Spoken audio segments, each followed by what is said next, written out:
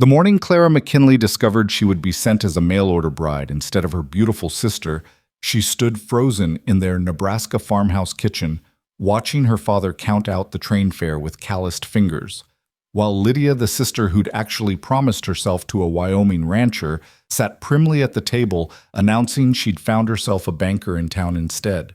Clara goes, or this family starves, their father declared, his voice as final as a judge's gavel, never once looking at the plain daughter whose life he'd just rewritten with 8 cruel words. Welcome to a story of unexpected love and choosing truth over beauty. I invite you to follow Clara's journey to the very end, and please comment your city below so I can see how far this tale has traveled. Clara McKinley had always known her place in the world. It was written in the way people's eyes slid past her to rest on Lydia, in the way young men at church socials asked her about her sister's health, in the way even their own mother had once sighed. At least Clara has a sturdy constitution. 23 years of being the responsible one, the capable one, the one who could milk cows before dawn and mend shirts by candlelight, but never the one who turned heads or inspired poetry.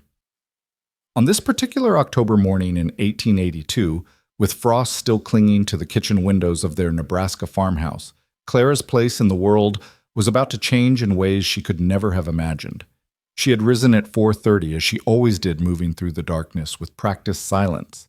The floorboards knew her weight, knew which spots to creak and which to hold quiet.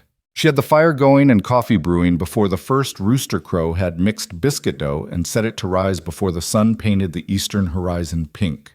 This was her domain, the pre-dawn hours when the world belonged only to her and the work that needed doing. By the time her father, Thomas McKinley, stumped down the stairs, she had breakfast nearly ready.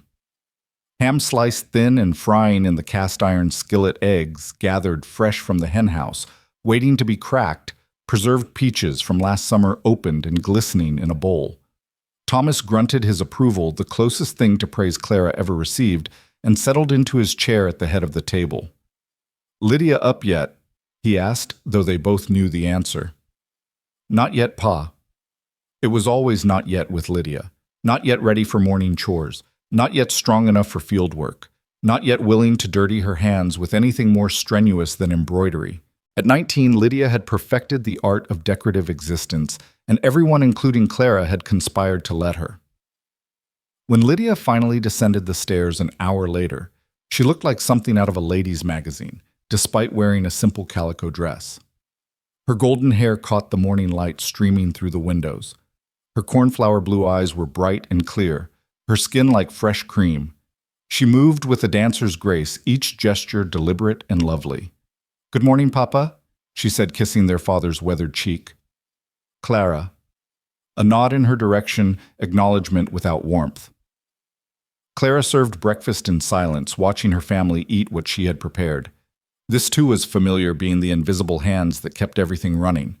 She was about to clear the dishes when Lydia set down her coffee cup with a delicate clink that somehow commanded attention. "Papa?" Lydia began, her voice sweet as honey, but with something underneath it, something Clara recognized as determination. "I need to speak with you about the arrangement." Thomas looked up sharply. "What arrangement?" "The one with Mr. Hartwell, the rancher from Wyoming." Lydia twisted her napkin in her lap, a gesture meant to convey nervousness, but Clara saw the calculation in it. "I've been thinking, and I don't believe I can go through with it." The silence that followed was complete. Even the clock on the mantel seemed to hold its breath. Clara stood frozen, a plate still in her hand, watching her father's face darken like a storm rolling across the prairie. "Can't go through with it." Thomas's voice was dangerously quiet. "You've been corresponding with the man for 4 months. You've accepted his proposal.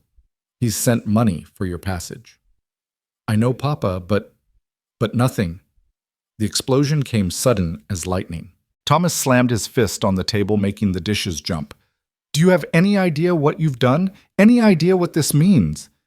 Lydia's eyes welled with pretty tears. "Papa, please. I've met someone. Samuel Morrison, the banker's son. He's been calling on me, and he's going to propose properly. A real courtship, Papa, not this business arrangement with a stranger." Samuel Morrison. Thomas spat the name like a curse. That boy doesn't have two coins to rub together without his father's money, and his father sure as hell isn't going to let him marry a farmer's daughter with no dowry. He loves me, Lydia protested, the tears spilling over, now tracking perfectly down her cheeks without reddening her nose or swelling her eyes. Even her crying was beautiful. Love. Thomas stood abruptly, his chair scraping against the floor. Love doesn't pay the mortgage. Love doesn't buy seed for spring planting. Love doesn't keep this farm from being sold to the bank. Clara's hand tightened on the plate. She hadn't known things were that bad. She knew they'd been struggling. Everyone was struggling since the drought 2 years back, but she hadn't realized they were in danger of losing the farm. The $100 Hartwell sent. Thomas continued pacing now. That money's already spent. Paid to the bank to buy us 3 more months. 3 months I was counting on you being gone and 1 less mouth to feed. 3 months to get the harvest in without having to worry about your trousseau or your wedding. Then send it back. Lydia stood too, her chin raised defiantly. Tell him I've changed my mind. With what money? It's gone, girl. Gone into the bank's coffers. Thomas turned to stare out the window at the fields beyond fields that might not be theirs come spring. And what do you think happens to our reputation when word gets out that Thomas McKinley's daughter went back on her word? That she took a man's money and then refused to honor the agreement? No one in this county will do business with us. Then we'll move. Move where, with what? Thomas whirled on her. You think I got secret riches hidden away? You think I've been holding out on you? Clara set the plate down carefully, afraid she might drop it. Her mind was racing, calculating. The mortgage payment, the seed money they'd need for spring, the cost of surviving winter, it all added up to more than they had, more than they could hope to earn, even if the harvest was good. Papa, she said quietly, surprising herself by speaking. Both Thomas and Lydia turned to look at her as if they'd forgotten she was in the room. How much time do we have before Mr. Hartwell expects his bride? Thomas's jaw worked. 2 weeks. Train tickets for 2 weeks from today. 2 weeks. Clara looked at her sister, beautiful, spoiled Lydia, who had never worked a day in her life, who had promises to make and broke them as easily as breathing. Then she looked at her father, proud, stubborn Thomas, who would rather die than be thought a man who didn't keep his word. I'll go. The words fell into the silence like stones into still water. For a moment no one moved.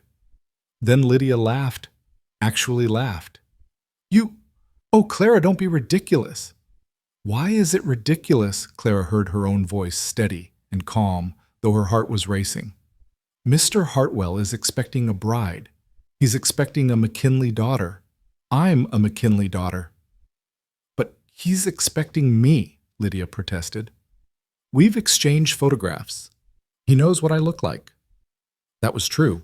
Clara had seen the photograph Lydia had sent, one taken 2 years ago at the county fair when Lydia had won the prize for most beautiful young lady.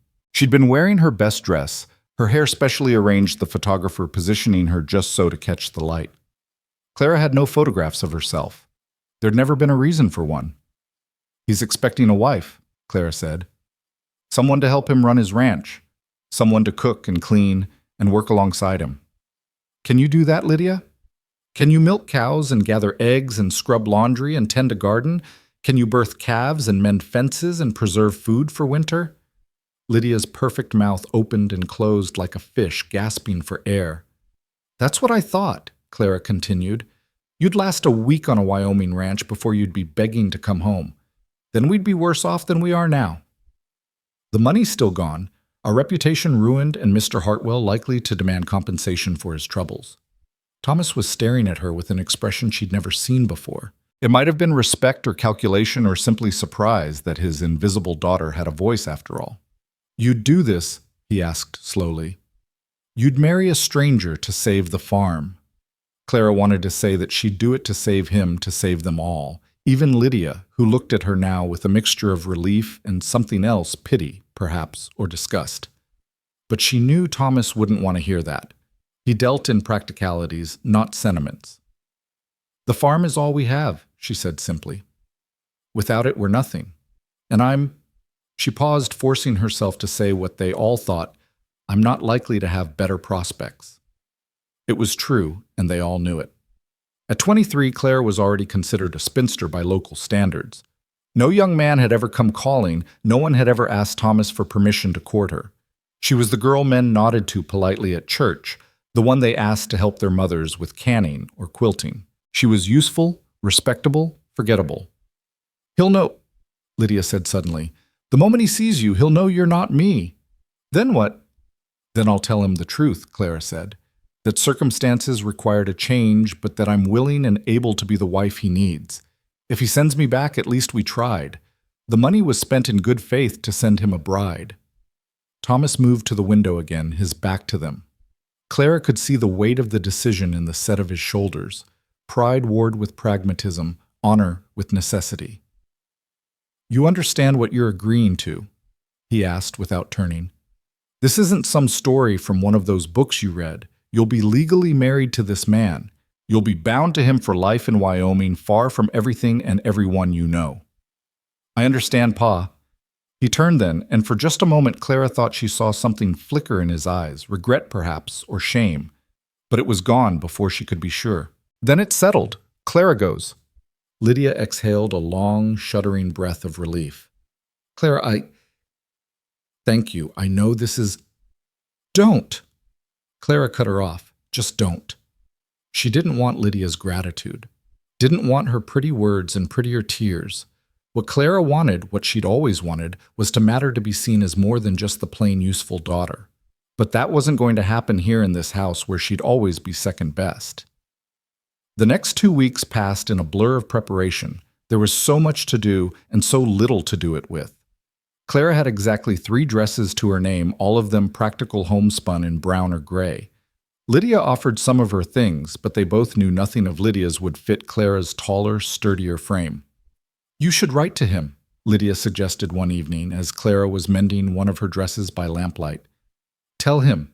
Prepare him for the disappointment." Clara finished her needle, never pausing in its steady rhythm. Lydia had the grace to look ashamed. "That's not what I meant." "Isn't it?" Clara held up the dress, brown wool, serviceable and plain. "He's expecting a beauty, and he's getting—" She gestured to herself, "this." "You're not—" Lydia started, then stopped. They both knew what Clara was and wasn't. "You have other qualities. You're intelligent and capable and useful," Clara supplied. "Yes, I know. I've been useful all my life." She didn't write to Daniel Hartwell. What would she say? "Dear sir, you ordered a thoroughbred, but we're sending you a plow horse instead." No better to face whatever came in person. At least then she could gauge his reaction, could argue her case if needed. Thomas gave her the train ticket 3 days before departure, along with a small purse containing $15 traveling money, he called it, though Clara knew it was likely the last cash they had. "There's something else," he said gruffly, pulling a folded paper from his vest pocket. "Marriage certificate. Hartwell sent it with the money already signed by him and witnessed. All it needs is your signature and a witness here, then another witness in Wyoming to make it legal." Clara stared at the document.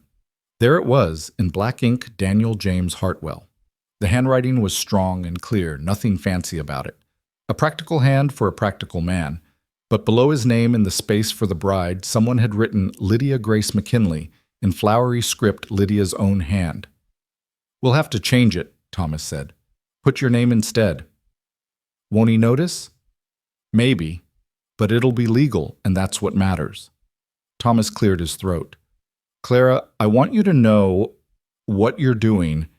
It's necessary," Clara finished for him. "I know, Pa." He nodded, looking relieved that she didn't require more from him, no tender words, no fatherly blessing. They understood each other, she and Thomas. They dealt in necessities, not niceties. The night before her departure, Clara couldn't sleep. She sat by her bedroom window, looking out at the farm, the only home she'd ever known. Come tomorrow, she'd be on a train heading west to marry a stranger to live a life she couldn't even imagine. She heard footsteps in the hall and wasn't surprised when her door opened quietly. But it wasn't Lydia come to offer more hollow gratitude. It was Thomas. "Couldn't sleep either?" he asked, and she shook her head. He came to stand beside her at the window, and for a long moment they just looked out at the moonlit fields together. "Your mother would have hated this," he said suddenly, "sending you off like this. She always said you had the kindest heart of anyone she knew." Clara's throat tightened. Thomas never talked about their mother who had died when Clara was 15. She saw you, he continued, still looking out the window. Really saw you. He paused, struggling with words that didn't come easily.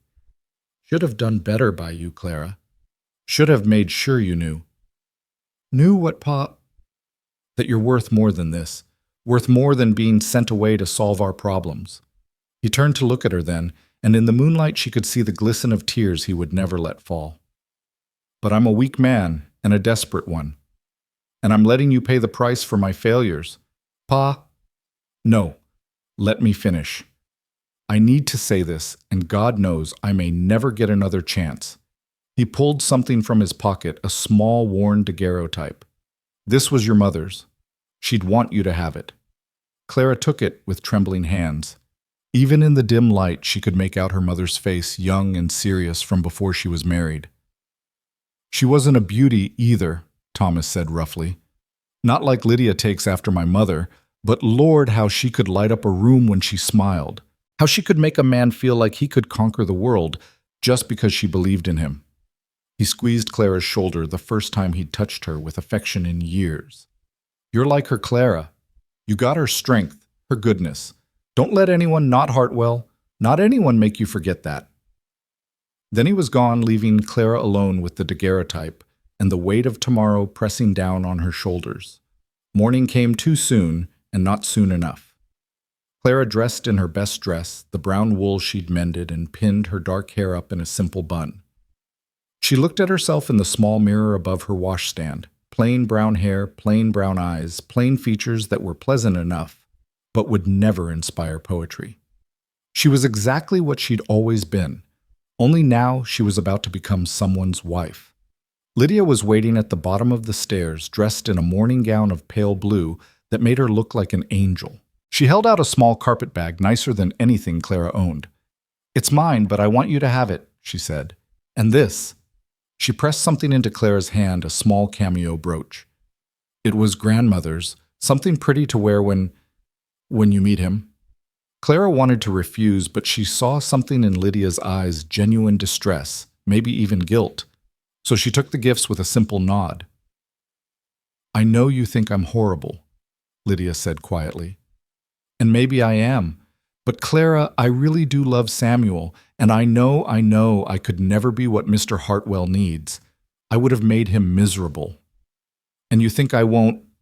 No, Lydia said with surprising firmness. I think you'll make him happy, happier than I ever could. Because you're real, Clara. You're solid and true and real in a way I've never learned to be.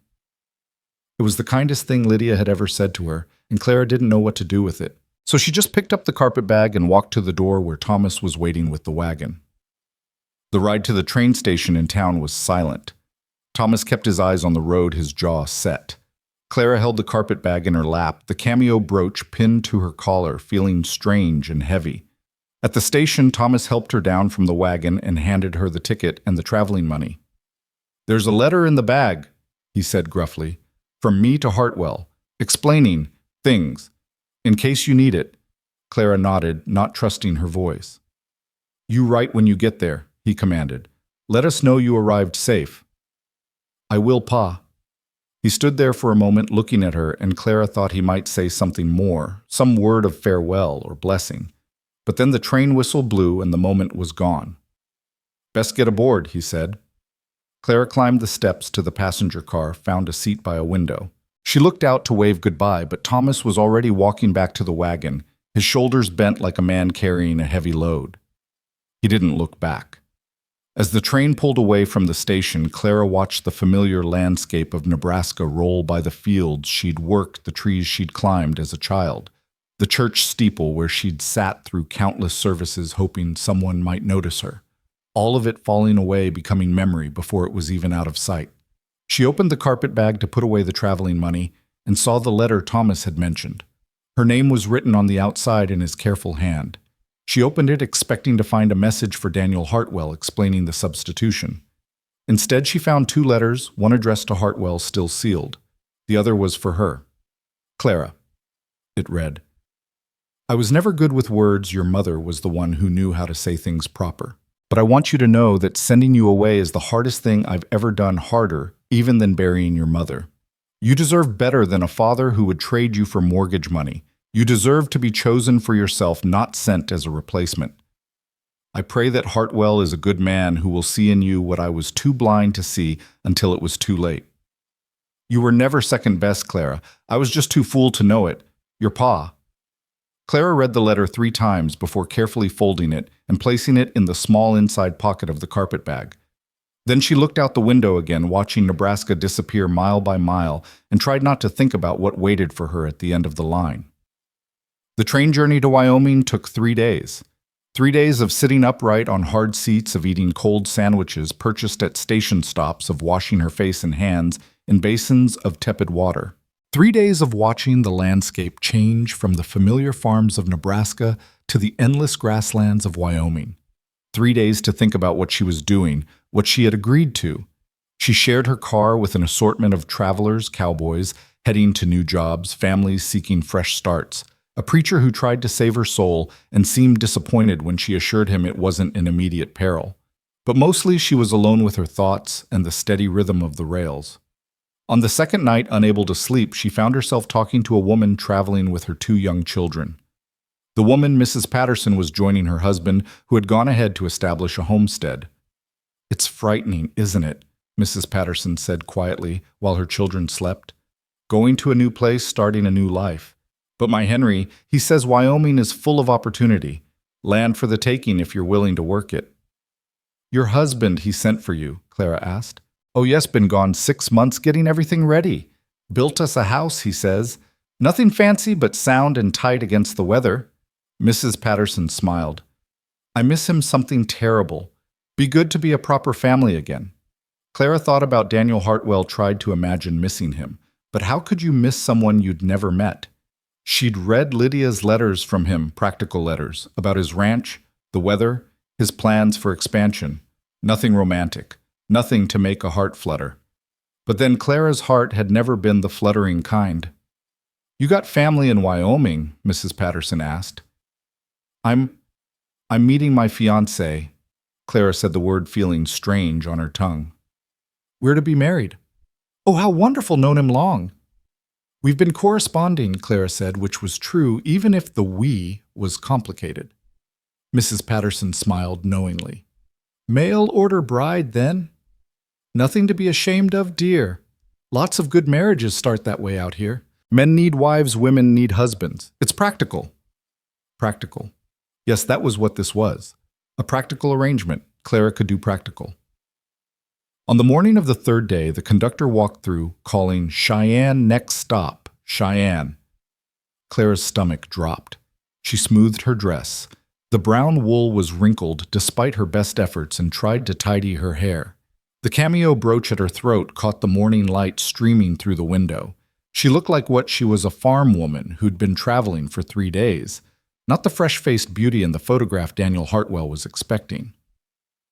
The train began to slow, and Clara could see the town spreading out before them. Cheyenne was bigger than she'd expected, with proper buildings and busy streets. The station platform was crowded with people, some waiting to board, others clearly meeting arrivals. She scanned the crowd through the window, looking for what? She realized she had no idea what Daniel Hartwell looked like. Lydia had never mentioned receiving a photograph from him, and his letters had been notably lacking in personal description. The train came to a stop with a great hissing of steam. Clara gathered her carpet bag, her hands trembling slightly. This was it. No turning back now. She followed the other passengers off the train, stepping onto the platform. The October air was crisp and cold, with a wind that cut right through her wool dress. She stood there, carpet bag clutched in both hands, searching the crowd for someone who might be looking for her, or rather for Lydia. "Miss McKinley," the voice came from behind her. Clara turned and found herself looking up and up at one of the tallest men she'd ever seen. He had to be at least 6'3", with shoulders broad enough to fill a doorframe. His face was weathered and sun-browned, with lines around his eyes that spoke of squinting into distance and weather. Dark hair showed beneath his worn hat, and his eyes were a deep gray like storm clouds. He was younger than she'd expected, maybe 30, and handsome in a rough, unpolished way that had nothing to do with the refined features Lydia preferred. "Miss Lydia McKinley?" he asked again, and Clara realized she'd been staring. This was it, the moment of truth. She could lie, pretend to be Lydia for just a little longer, ease into the revelation. Or she could be what she'd always been, honest, forthright, practical. "I'm Clara McKinley," she said, lifting her chin to meet his eyes. "Lydia's sister. There's been a change in circumstances." She watched his face, saw the confusion flicker across it, followed by something else. Disappointment. Anger. He looked her up and down, taking in her plain dress, her ordinary face, her travel-worn appearance. Clara forced herself to stand straight, to not shrink under his scrutiny. "I don't understand," he said slowly. "Where is Lydia?" "In Nebraska." She decided she couldn't come. Clara took a breath. "But the arrangement stands. Your money was accepted in good faith, and a McKinley daughter is here to honor the agreement. I know I'm not what you expected, Mr. Hartwell, but I'm strong and capable and willing to work. I can cook and clean and tend animals and keep house. I can be the wife you need, if not the one you wanted." The words came out in a rush, the speech she'd practiced for 3 days on the train. Now it was said, and all she could do was wait for his response. Daniel Hartwell stared at her for a long moment, his expression unreadable. Around them, the platform was clearing as passengers dispersed, but Clara was aware only of those gray eyes studying her. "You're not Lydia," he said finally, as if confirming a fact to himself. "No, sir, I'm not. And she sent you in her place." "My father sent me." "Lydia refused to come." Something flashed in his eyes. Then anger, definitely anger. His jaw tightened and Clara saw his hands clench briefly at his sides. "Refused," he repeated. "After 4 months of letters. After accepting my proposal. After taking my money. She refused." "Yes, sir." He took off his hat, ran a hand through his dark hair, then settled the hat back on his head. "And you're here to, what? Take her place, just like that." "If you'll have me," Clara said simply. "If not, I understand. But the money you sent has already been spent to save our farm from foreclosure. I can't return it. All I can offer is myself a different bride than you bargained for, but a bride nonetheless." He laughed then, but it wasn't a pleasant sound. A different bride. That's one way to put it. The words stung, but Clara had expected them. She knew what she was, what she wasn't. "I have a letter from my father explaining everything," she said, reaching into the carpet bag. "And the marriage certificate, though the name will need to be changed." "Stop." He held up a hand. "Just stop." They stood there in silence for a moment, the wind whipping around them. Clara could feel people staring as they passed, wondering about the tall rancher and the plain woman who seemed to be having some sort of standoff. "Do you have anywhere else to go?" he asked finally. "Anyone else you could—" "No." Clara cut him off. "This is it, Mr. Hartwell. I'm here offering to honor my sister's commitment. You can accept or refuse, but either way, I have nowhere else to go." He studied her again, and Clara had the uncomfortable feeling he was seeing right through her, seeing the desperation she was trying to hide, the fear, the hurt of being the unwanted sister sent as a poor substitute. "You know anything about ranching?" he asked. "I was raised on a farm. I know animals and growing things. I know hard work." "It's not the same. Wyoming isn't Nebraska. The winters are brutal, the work is endless, and the nearest neighbor is 5 miles off. I'm not afraid of hard work or isolation." "What are you afraid of?" The question caught her off guard. I beg your pardon." "You heard me. What are you afraid of?" Clara thought about it. Really thought about it. "Being useless, she said finally. "Being a burden. Being—" She paused, then made herself say it, "being sent back as not good enough." Something shifted in his expression then, though Clara couldn't read what it was. "I've got a wagon waiting," he said abruptly. "Ranch is a day's ride from here. We'll stop tonight at a way station, arrive tomorrow afternoon." He paused, seemed to be wrestling with something. "I'm not saying yes, but I'm not saying no either. Come to the ranch, see what you'd be getting into." Then we'll decide. It was more than Clara had hoped for. Thank you, Mr. Hartwell. Don't thank me yet, he said grimly. And it's Daniel. If we're going to be traveling together, might as well use given names. He reached for her carpetbag, and Clara noticed his hands, scarred and calloused working hands. He handled her small bag as if it weighed nothing. This all you brought? It's all I have.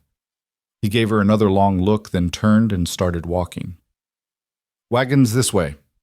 Clara followed him through the busy streets of Cheyenne, having to walk quickly to keep up with his long strides.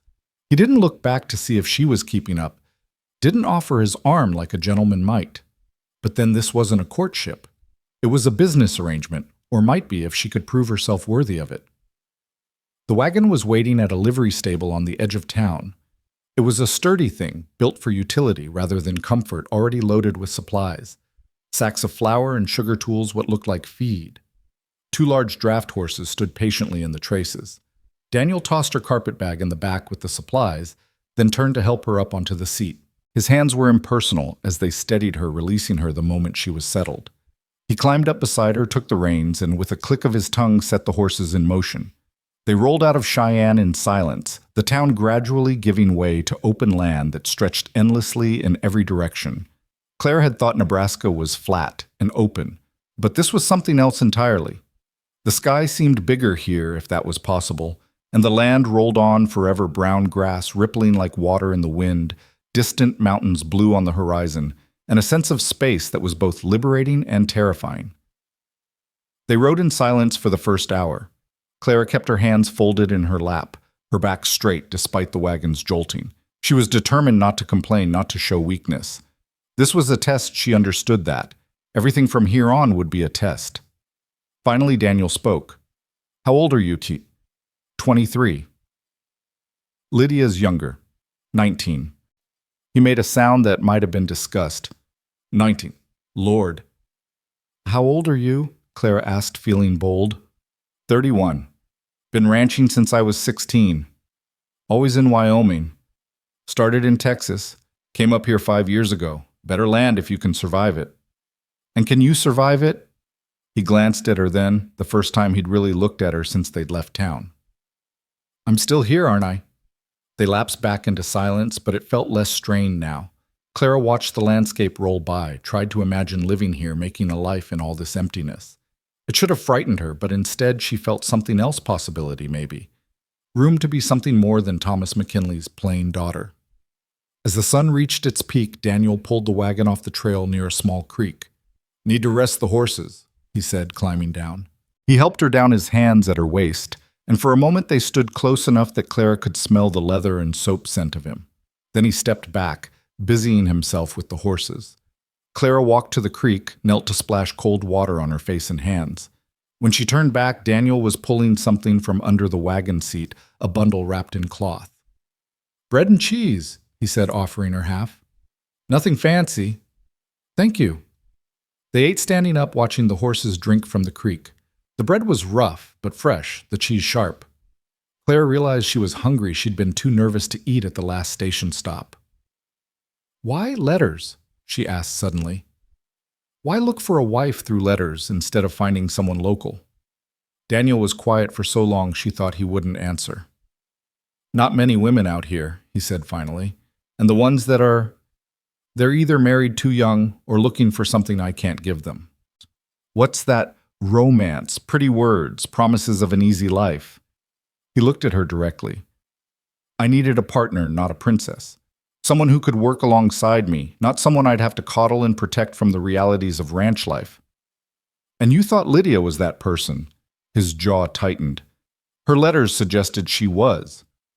Clara could imagine Lydia writing whatever she thought he wanted to hear, painting herself as the perfect ranch wife, while probably imagining something out of a romance novel, a handsome rancher who'd worship her beauty and spare her from actual work. She lied to you, Clara said quietly.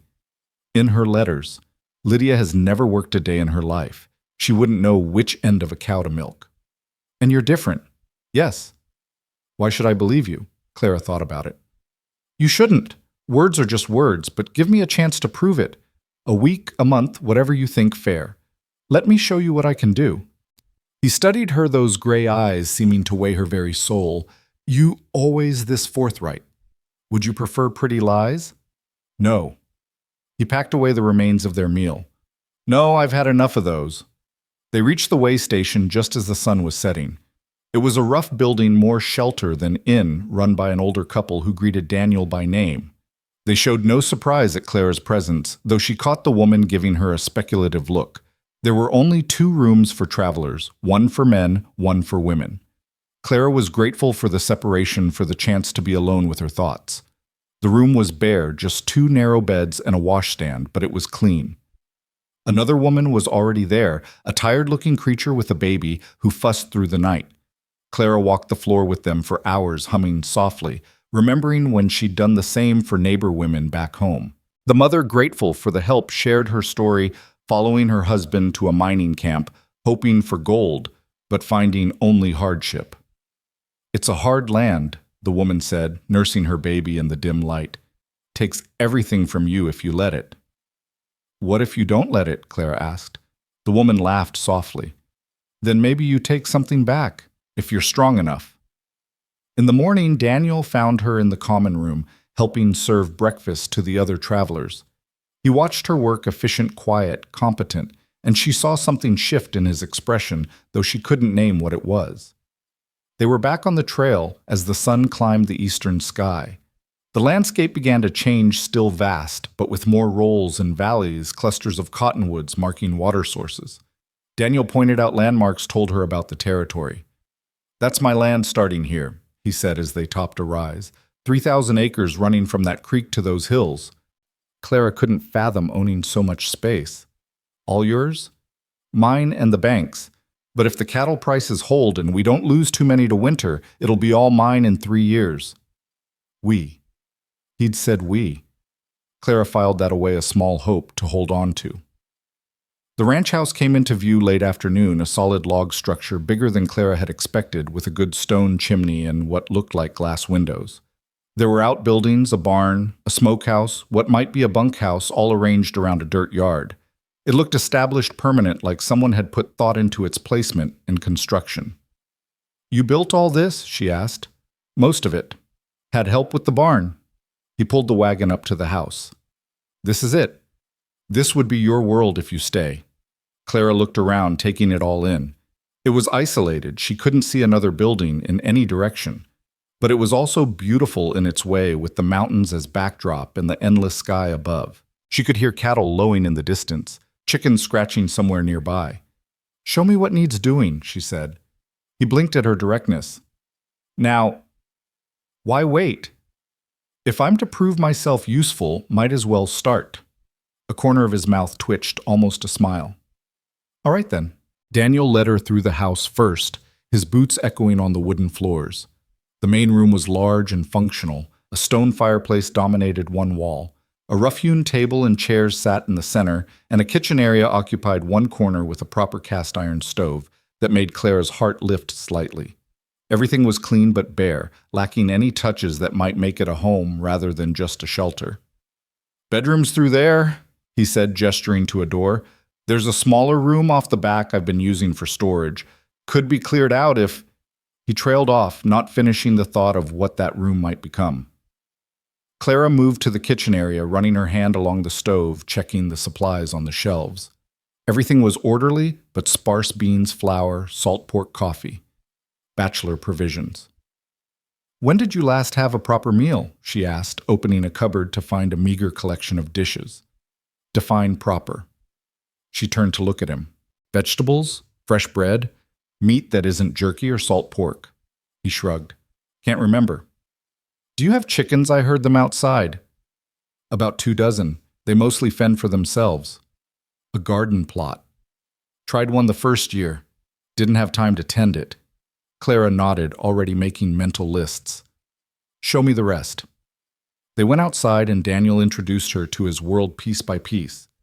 The barn housed 6 horses besides the draft team, along with tools and feed. The chickens had made themselves a home in and around a small coop that needed repair. There was indeed a garden plot overgrown with weeds, but in a good location sheltered from the worst of the wind. Cattle are out on the range, Daniel explained, gesturing to the grassland beyond. About 200 head right now. I've got 2 hands who help with them, Jim and Pete. They bunk here but are out checking the herd now. Won't be back for a few days. 200 cattle and only 2 hands. 3 counting me. It's enough if everyone pulls their weight. As they walked, Clara noticed things fence posts that needed replacing, a door hanging crooked on the smokehouse washing that had been done but badly. The bones of a good operation were here, but it needed tending the kind of careful attention that came from having time to notice small things before they became big problems. Water, she asked. Well behind the house and the creek's not far. Haven't had it run dry yet. They circled back to the house as the sun began to sink toward the mountains. Daniel stopped at the door, seeming uncertain for the first time. There's food enough for supper, he said. You could... That is if you want to start proving yourself. I'll cook, Clara said simply. You have evening chores to see to, I assume. Relief flickered across his face. The horses need tending. Then tend them. Supper will be ready in an hour. He started to go, then turned back. Clara, why did you really come? Not the story about saving the farm. That's your father's reason. What's yours? She met his eyes steadily. Because I've spent my whole life being invisible in a house where I was born. Maybe I wanted to go somewhere where I could be seen, even if what's seen isn't much to look at. He studied her for a long moment. You're not invisible now. Then he was gone, heading for the barn, leaving Clara standing in the doorway of what might become her home. She rolled up her sleeves and got to work. The kitchen was better equipped than she'd expected, and she found supplies enough to make a decent meal.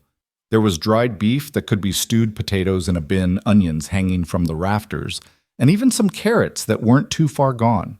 She found lard for biscuits and was pleased to discover the stove drew well and heated evenly. As she worked, she felt herself settling into the familiar rhythm of cooking, the chopping and stirring and kneading that had marked her days for so many years. But this was different. This wasn't cooking for a father who barely noticed and a sister who picked at her food. This was cooking to prove something, to show value, to earn a place. When Daniel came back and the smell of beef stew and fresh biscuits filled the house, he stopped in the doorway, breathing deeply. That smells like what? Like something I remember from a long time ago, before I left home. Clara ladled stew into bowls, set the biscuits on the table. Sit, eat while it's hot.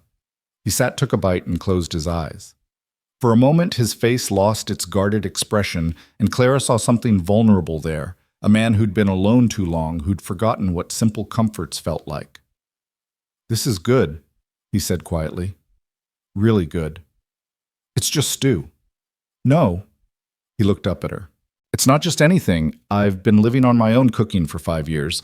This is what I hoped for when I wrote those letters. They ate in companionable silence, and Clara found herself relaxing slightly. She could do this, cook, keep house, make this bare place into something more. The question was whether he'd let her. After supper, Daniel helped her clear the dishes, something that surprised her. I can manage, she protested. I'm sure you can, but I'm not in the habit of sitting idle while someone else works. They stood side by side at the wash basin, him washing, her drying, and it felt strangely intimate, this simple domestic task shared in the lamplight. Where will I sleep? Clara asked finally, voicing the question that had been hovering all day. Daniel's hands stilled in the soapy water.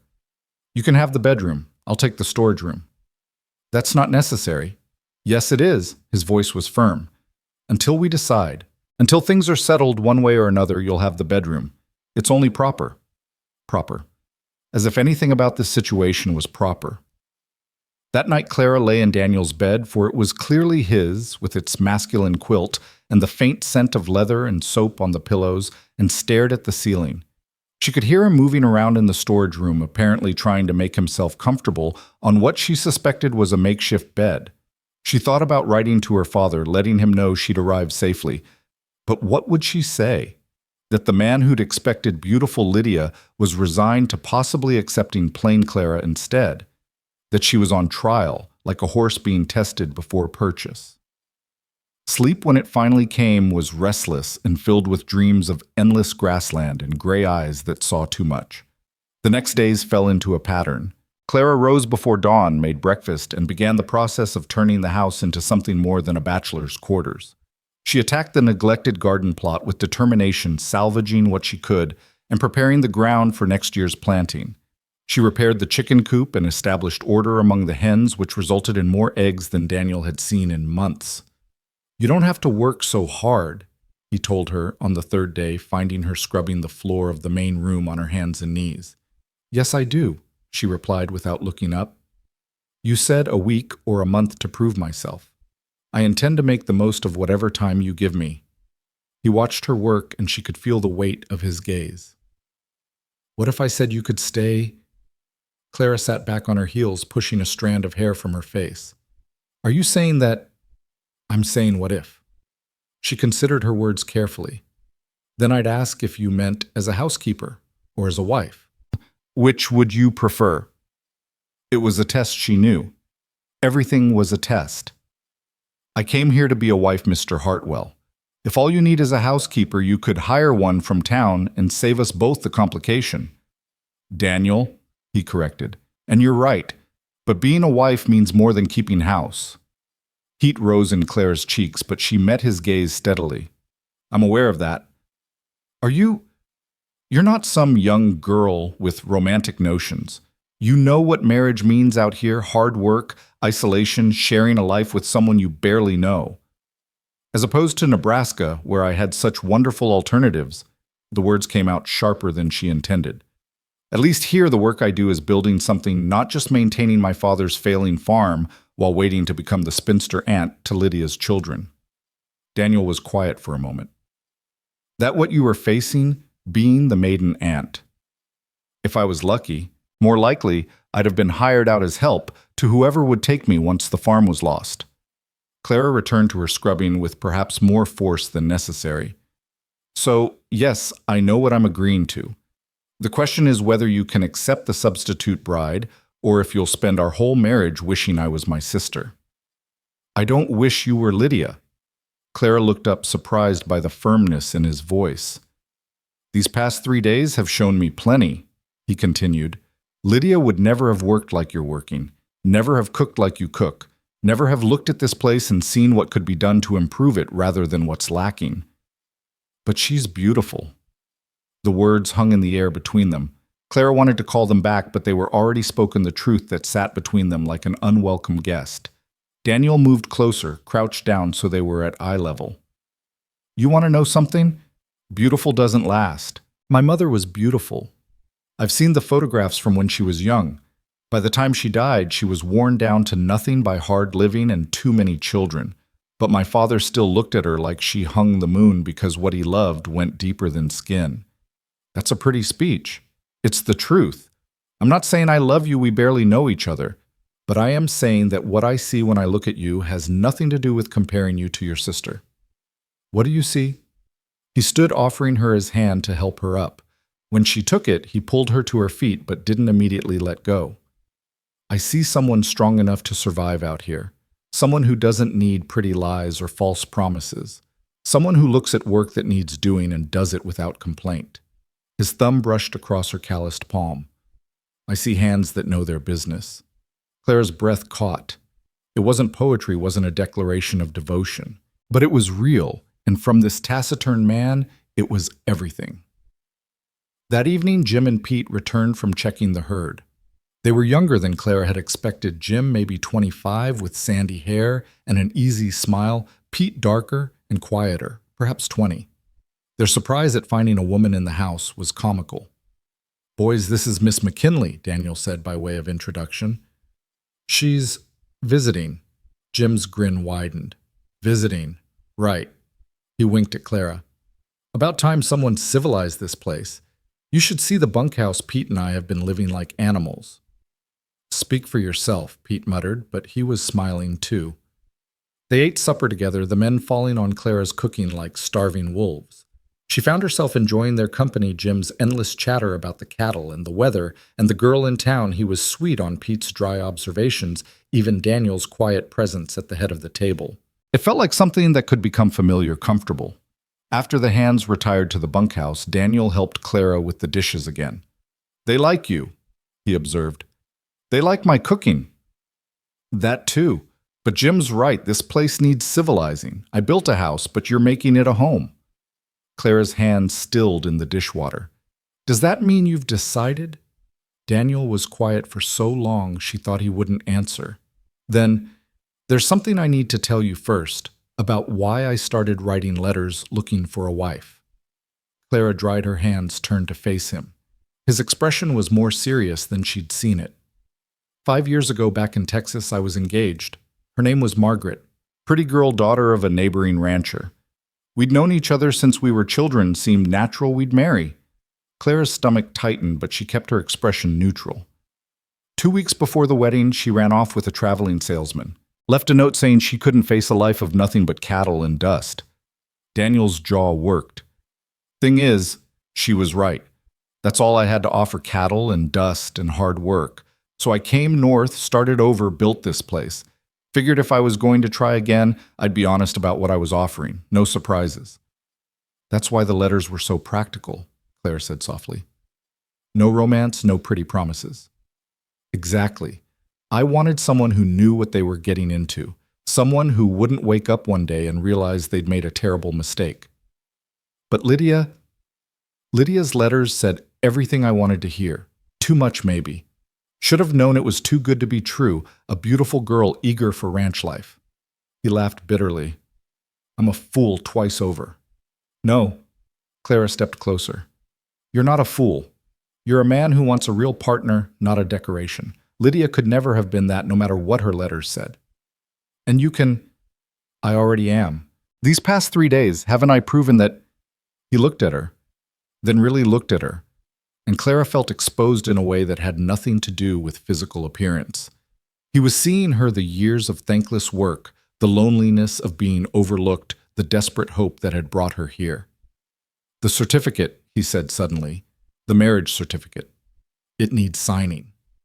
Clara's heart hammered.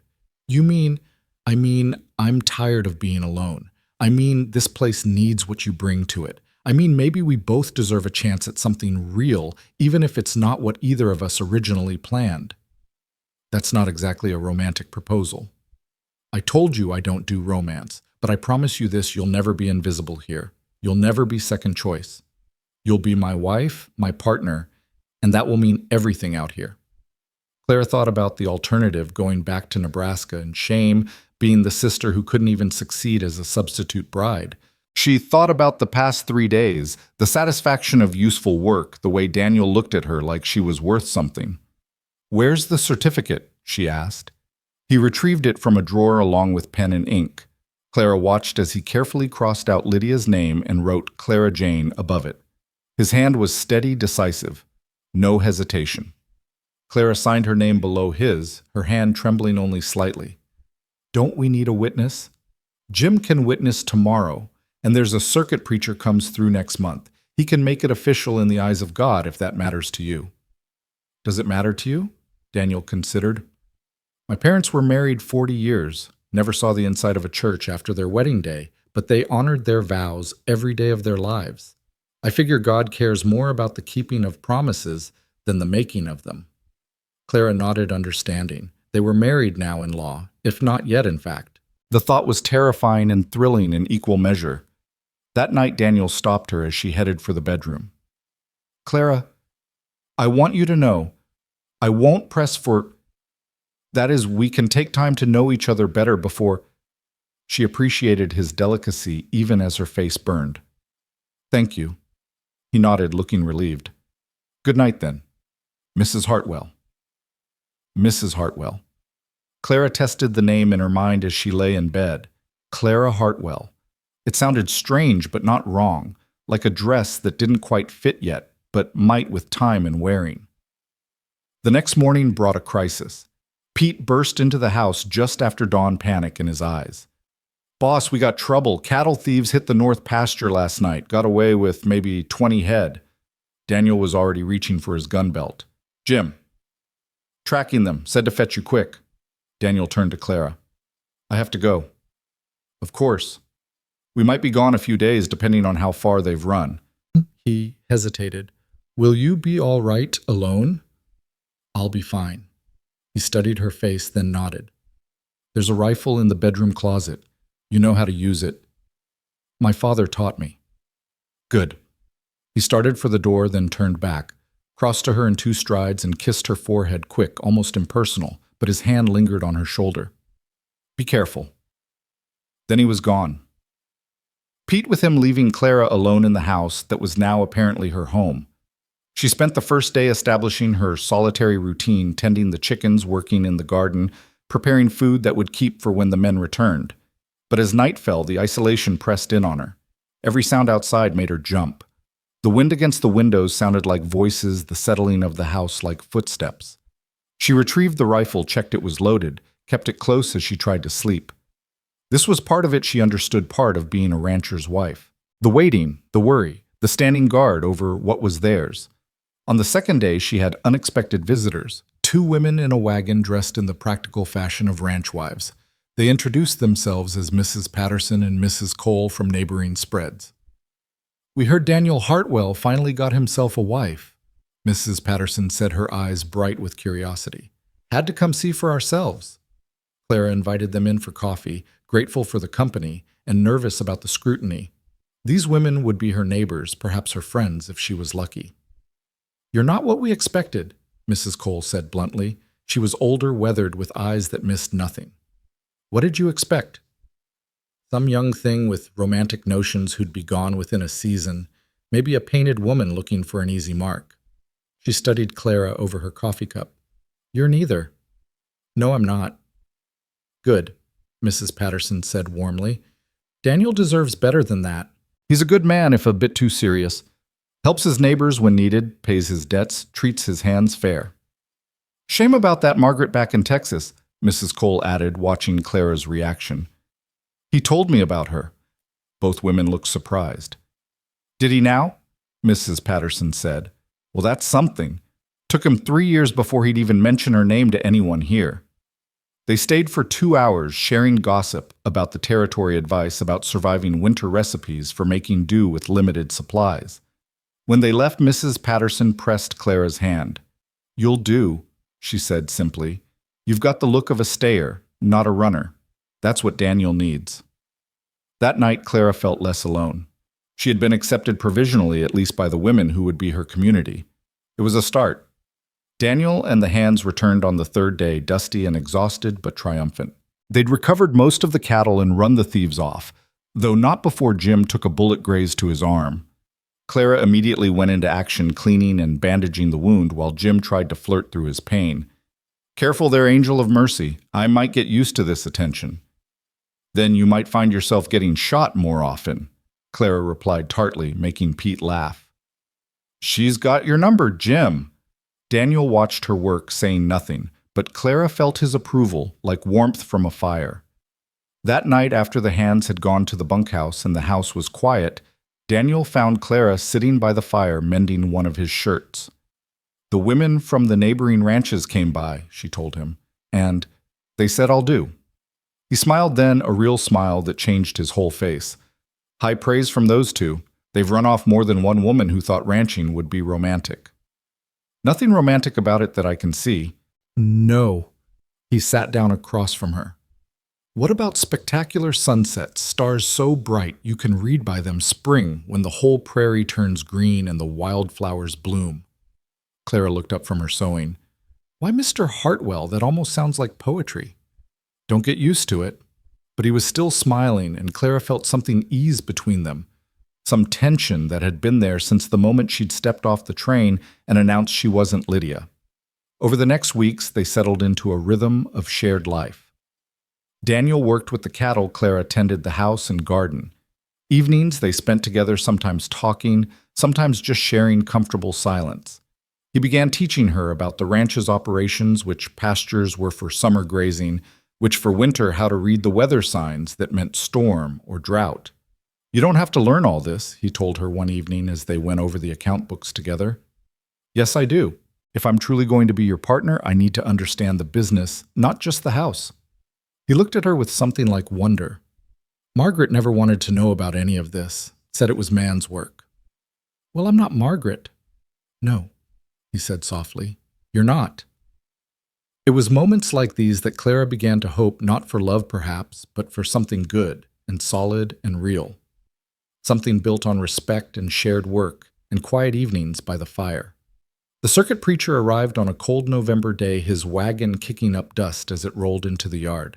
Reverend Mills was a thin, energetic man who seemed genuinely delighted to find he had a wedding to perform. "Been hoping to see Daniel Hartwell married," he confided to Clara as she served him coffee. "Man needs a wife out here, and the territory needs families to make it civilized." The ceremony was simple, held in the main room of the house with Jim and Pete as witnesses. Clara wore her best dress, still brown but clean and carefully pressed. Daniel had put on what must be his Sunday clothes, and Clara was struck again by how handsome he was in his rough way. "Do you, Daniel James, take Clara Jane to be your lawfully wedded wife?" the Reverend asked. "I do." Daniel's voice was firm, certain. "Do you?" "Clara Jane take Daniel James to be your lawfully wedded husband." Clara looked at Daniel, this man she'd known for barely a month, and saw her future in his steady gray eyes. "I do." "Then by the power vested in me by the territory of Wyoming, I pronounce you man and wife. You may kiss your bride."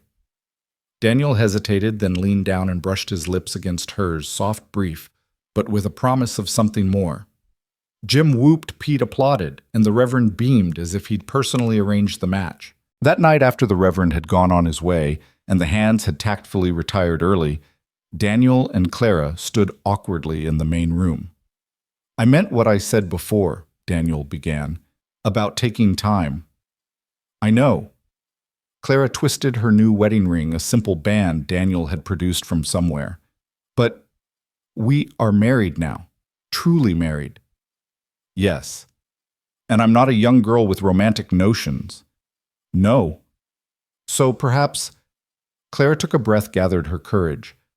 "Perhaps we could share the bedroom, not everything, not yet, but it seems foolish for you to keep sleeping in that storage room." Daniel's eyes darkened, but not with anger. "You're sure?" "I'm sure." It was awkward at first, sharing the bed with careful space between them, each hyper-aware of the other's presence. But as the nights passed, the distance gradually decreased. Clara would wake to find Daniel's arm around her waist, or she would unconsciously move closer to his warmth as the room grew cold. One night, perhaps 2 weeks after the wedding, Clara woke to find Daniel watching her in the moonlight. "Can't sleep?" she asked softly. "Just thinking about how I wrote all those letters to the wrong sister." Clara's heart clenched. "Daniel." "No, let me finish. I'm glad it was you who came.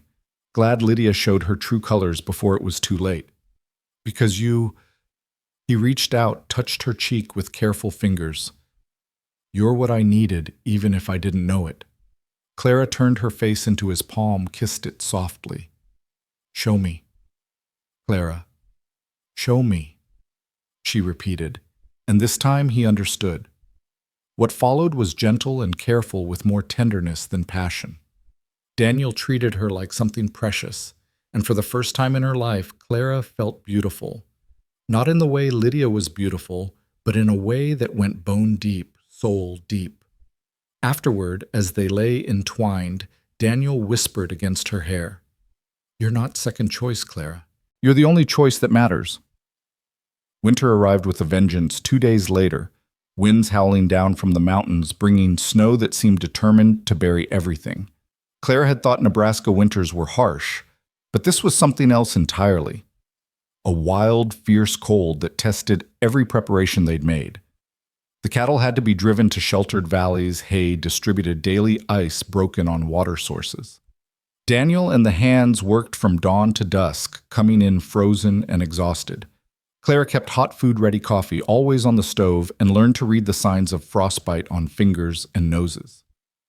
"You're good at this," Pete told her one evening as she rubbed salve into his cracked hands. "Some women would be crying to go back to town by now." "Some women have that luxury," Clara replied. "I don't." But it wasn't about luxury or lack of options anymore. This was her life now, her choice. Every morning when she woke beside Daniel, every evening when he came home safe from the bitter cold, every small improvement she made to their home, it all added up to something she'd never had before. Purpose. partnership, a place that was truly hers. One particularly brutal night, with the wind screaming around the house like a living thing, Daniel pulled her close in bed. "Are you happy?" he asked suddenly. "Truth. Clara, are you happy here?" She thought about it, about the isolation and the hard work and the uncertainty of ranch life. Then she thought about the alternative, the life she would have lived in Nebraska, always in Lydia's shadow, always the useful one, but never the chosen one. "Yes," she said simply, "I'm happy. Even though I'm not romantic, even though you're stuck out here with no one but cowboys and cattle for company." Clara rose up on her elbow to look at him. "You want to know what's romantic, Daniel Hartwell? It's the way you trust me with the ranch accounts. It's how you ask my opinion about which pastures to use. It's the way you look at me when you come home like I'm exactly what you want to see. That's worth more than all the poetry in the world." He pulled her down for a kiss that was anything but unromantic, and Clara thought perhaps she was teaching this taciturn rancher about love, just as he was teaching her about cattle and land and survival. The worst of the winter storms came in late January, a blizzard that howled for 3 days straight and left drifts higher than the windows. On the second day, when Daniel and the hands hadn't returned from checking the herd, Clara began to worry in earnest. She kept the fire-burning melted snow for water and tried not to think about men lost in whiteout conditions, frozen bodies not found until spring. When they finally stumbled through the door near midnight of the third day, ice coating their faces and clothes, Clara nearly wept with relief. Jim was barely conscious, supported between Daniel and Pete, his lips blue with cold. "Get him by the fire," Clara ordered, already moving for blankets and hot water. "Daniel, your fingers, let me see your fingers." "I'm fine," he said through chattering teeth, but she could see the white patches on his cheeks the stiff way he moved. "You're not fine. None of you are fine. Pete, get those wet clothes off Jim. Daniel, sit down before you fall down." For the next hours, she worked over them like a mother hen, rubbing circulation back into frozen extremities, forcing hot broth down their throats, packing warm bricks wrapped in cloth around Jim's body as he shivered uncontrollably. She didn't allow herself to think about how close she'd come to losing them, losing Daniel. There would be time for that fear later.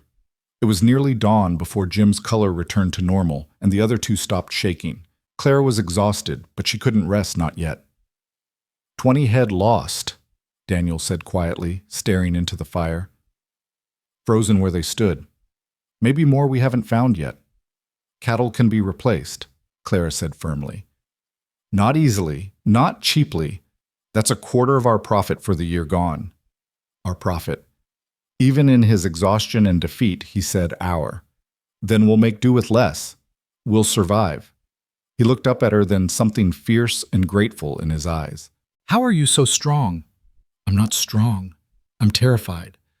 I thought," her voice broke slightly, "I thought you weren't coming back." Daniel reached for her, pulled her onto his lap despite her protests about his exhaustion. "I'll always come back, Clara. Always. You can't promise that. Watch me."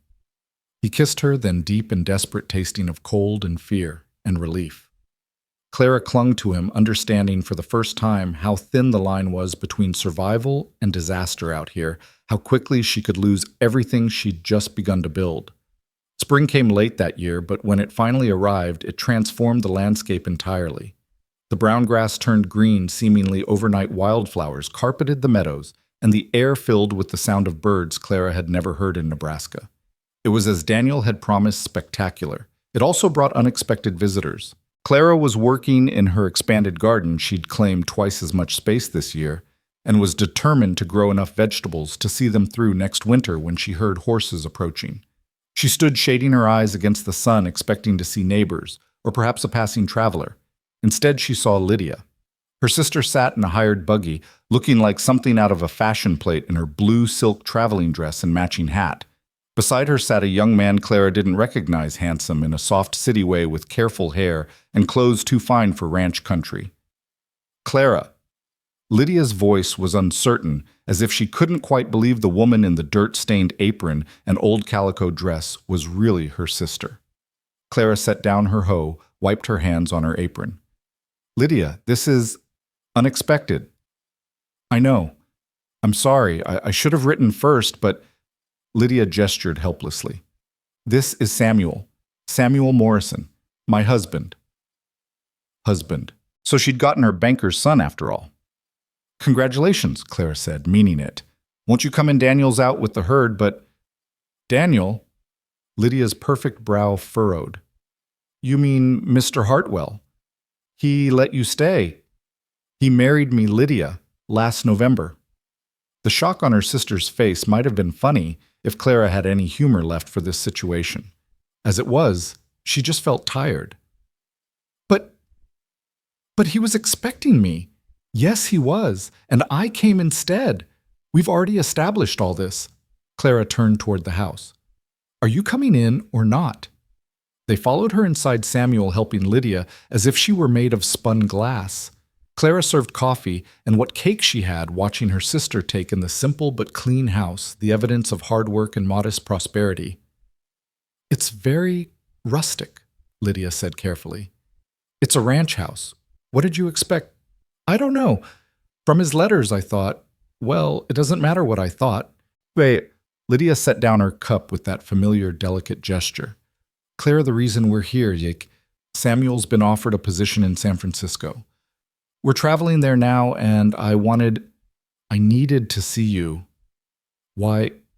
Lydia flinched at the bluntness. Because you're my sister. Because what I did was wrong. Because I wanted to make sure that you were all right. I'm fine. Are you really? This isn't what you wanted, Clara. This was my mistake, my obligation, my choice, Clara interrupted. I chose to come here. I chose to stay. I chose to marry Daniel. None of that was you or father or anyone else. It was me. Samuel shifted uncomfortably.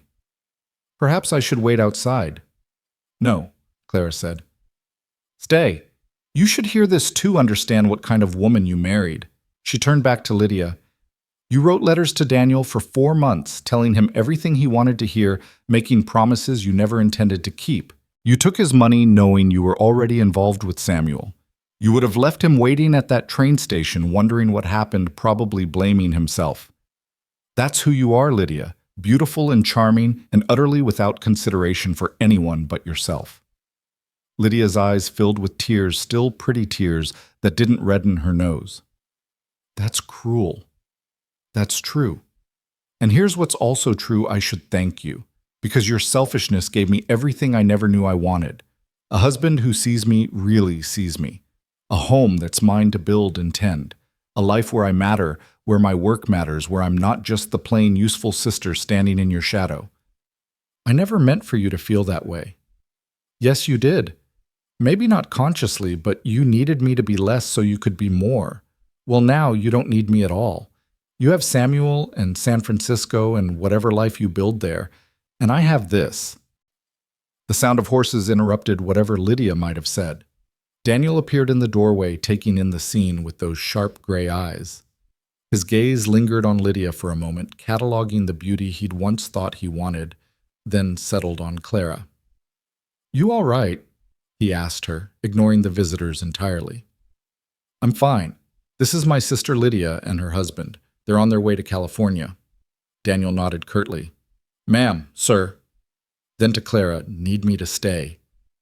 She loved him for asking, for being ready to stand with her if needed. No, they won't be here long.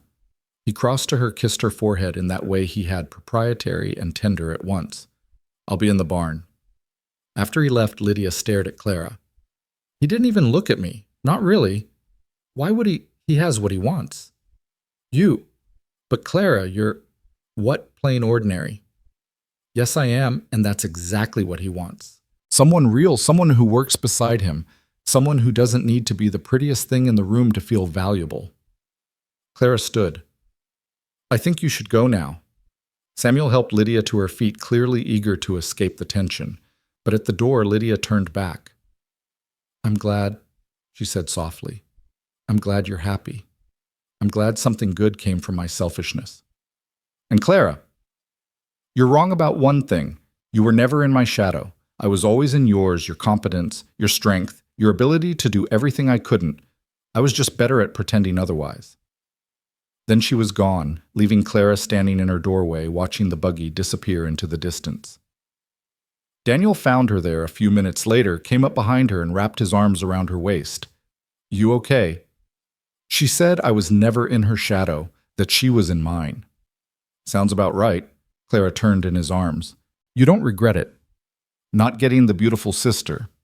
Every time you ask that, I'm going to have to prove how wrong you are," he said, and proceeded to do just that, kissing her until she forgot about shadows and sisters and everything except the solid reality of the man who'd chosen her. Summer brought its own challenges. A drought set in by late June, turning the grass brown and brittle, drying up the smaller streams. The cattle had to be moved constantly to find adequate grazing, and water became precious as gold.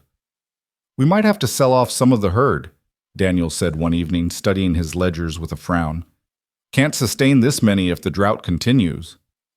"What about the old Miller place?" Clara asked, looking over his shoulder. "You said they abandoned it last year. Would their well still be good?" Daniel looked up at her.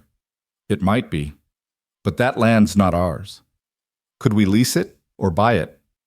If the bank owns it, now they might be willing to make a deal." He considered this. "It's possible. You want to come with me to town tomorrow? Talk to the bank." "Me, but I don't know anything about—" "You know enough, and you think different than I do, see angles I miss." He pulled her onto his lap, a habit he'd developed when discussing business. Partners, remember. The trip to town was Clara's first since arriving 9 months ago. Cheyenne looked different now, smaller, somehow less intimidating. She wore her best dress, a new one-green calico that Daniel had insisted she needed, and tried not to feel self-conscious as they entered the bank. The banker, Mr. Holbrook, was a thin man with skeptical eyes who clearly didn't expect much from a rancher looking to expand during a drought. But as Daniel laid out their proposal lease with option to buy improvements to the property, bringing the abandoned land back into production, Clara saw the man's expression shift to interest. "And what does your wife think of this venture?" Holbrook asked, suddenly turning to Clara. Clara was startled, but answered steadily. "I think it's sound business. The Miller property has good water rights and established pastures. With proper management, it could support another 100 head easily. The drought won't last forever, and when it breaks, beef prices will rise. Those who've maintained or expanded their herds will profit most." Holbrook's eyebrows rose. "You seem knowledgeable about the cattle business, Mrs. Hartwell." "I make it my business to understand my husband's business," Clara replied. "Smart man teaching his wife the trade," Holbrook said to Daniel. "Smart woman insisting on learning it," Daniel corrected. They got the lease with favorable terms and an option to purchase within 2 years. As they left the bank, Daniel caught Clara's hand. "You were magnificent in there." "I was terrified." "Didn't show. You sounded like you'd been dealing with bankers all your life." They stopped at the general store for supplies, and Clara was surprised when several women greeted her by name, Mrs. Patterson and Mrs. Cole, but also others who'd apparently heard about Daniel Hartwell's mail-order bride who'd turned out to be a stayer. "We're having a quilting bee next month," Mrs. Patterson informed her. "You'll come, of course." It wasn't really a question, and Clara found herself agreeing, even though her quilting skills were modest at best. But this was part of it too, building connections, becoming part of the community. On the ride home, the wagon loaded with supplies, and hope for the future, Daniel was unusually quiet. "What are you thinking?" Clara asked. "About how different this trip is from the last one." "The last one?" "When I brought you home from the station. I was so angry then at Lydia, at the situation, at myself for being fooled again. You sat there beside me, chin up, ready to prove yourself to a man who could barely look at you without seeing disappointment. And now," he pulled the wagon to a stop there in the middle of the empty road, "now I can't imagine my life without you. Can't imagine waking up without you beside me, or coming home to an empty house, or making decisions without talking them through with you first. Somewhere between then and now, you became essential." "Daniel." "I love you, Clara." The words hung in the air between them, precious and unexpected. Clara had hoped he might care for her, might value her, but love. That was more than she'd dared dream. "You don't have to say it back," he continued quickly. "I know this wasn't a love match, that you came here out of duty and stayed out of—" "Love?" Clara interrupted. I stayed out of love. Maybe not at first, but soon enough. I love you, Daniel Hartwell. I love your seriousness and your hidden humor. I love how you treat your men fair and your animals gentle. I love how you trust me with things that matter. I love how you look at me like I'm exactly what you want to see. He kissed her then, right there in the middle of the road, deep and thorough and full of promise. When they finally pulled apart, both breathing hard, he grinned that rare transformative expression that made him look years younger. We should probably get home before this ice cream melts completely. Clara laughed, remembering the precious treat he'd bought in town packed in ice for the journey home. You bought ice cream in the middle of a drought. I bought my wife ice cream to celebrate our successful business deal. Seemed appropriate. They made it home just as the sun was setting, painting the sky in shades of pink and gold. The ice cream was indeed mostly melted, but they ate it anyway, sitting on the porch steps, sharing the spoon between them. This is romantic, Clara said, teasing. Sharing melted ice cream while watching the sunset. Careful, or you'll ruin your reputation as a practical man. Too late. You've already ruined me. Got me saying I love you and buying ice cream and making plans for the future that include more than just cattle. What kind of plans? He was quiet for a moment, then. The kind that might include children. If that's something you want. Clara's hand went to her stomach, where she'd been suspecting for a few weeks now, but hadn't been sure. It's something I want. Good. Because this place needs voices besides ours. Needs family to make it real. She almost told him then about her suspicions, but decided to wait until she was certain. Instead, she leaned against his shoulder, watching the stars begin to appear in the darkening sky. The drought broke in early August with a storm that rolled in from the mountains like God's own fury. Clara stood on the porch, watching the black clouds build, feeling the electricity in the air that made her hair stand on end. Get inside, Daniel ordered, he and the hands working frantically to secure everything that might blow away. But Clara couldn't move, transfixed by the awesome power building on the horizon. When the rain finally came, it was like a wall of water driving sideways by the wind, turning the yard to mud in minutes. Daniel dragged her inside, both of them, soaked through, laughing like children. You're crazy standing out in that. It's beautiful. Can't you feel it? Everything's going to be green again. He kissed her rain-wet and exhilarated, and they ended up making love on the kitchen floor while the storm raged outside, as wild and free as the weather itself. Later, lying in bed, listening to the rain on the roof, a gentler rain, now the kind that would soak deep into the earth, Clara finally told him, I'm pregnant. Daniel went completely still. What? I'm fairly certain. I've missed my monthlies twice now, and I'm sick in the mornings. A baby. His hand went to her stomach, reverent. Our baby. Are you happy? Happy. He rolled over, covering her body with his careful of his weight. Clara, There aren't words. A baby. Living proof that something good can come from a mistake. We're not a mistake. No, we're not. We're the best accident that ever happened. Lydia's selfishness, your father's desperation, my foolish letters to the wrong woman, all of it led to this. To us. To our child. The next morning brought a different kind of storm. Jim came running from the direction of the Miller property, his horse lathered with sweat. Boss, we got trouble. There's men at the Miller place saying they own it now. Won't let Pete and me check the cattle we moved there. Daniel's face darkened. How many men? 4, maybe 5, armed. Stay here, Daniel told Clara, strapping on his gun.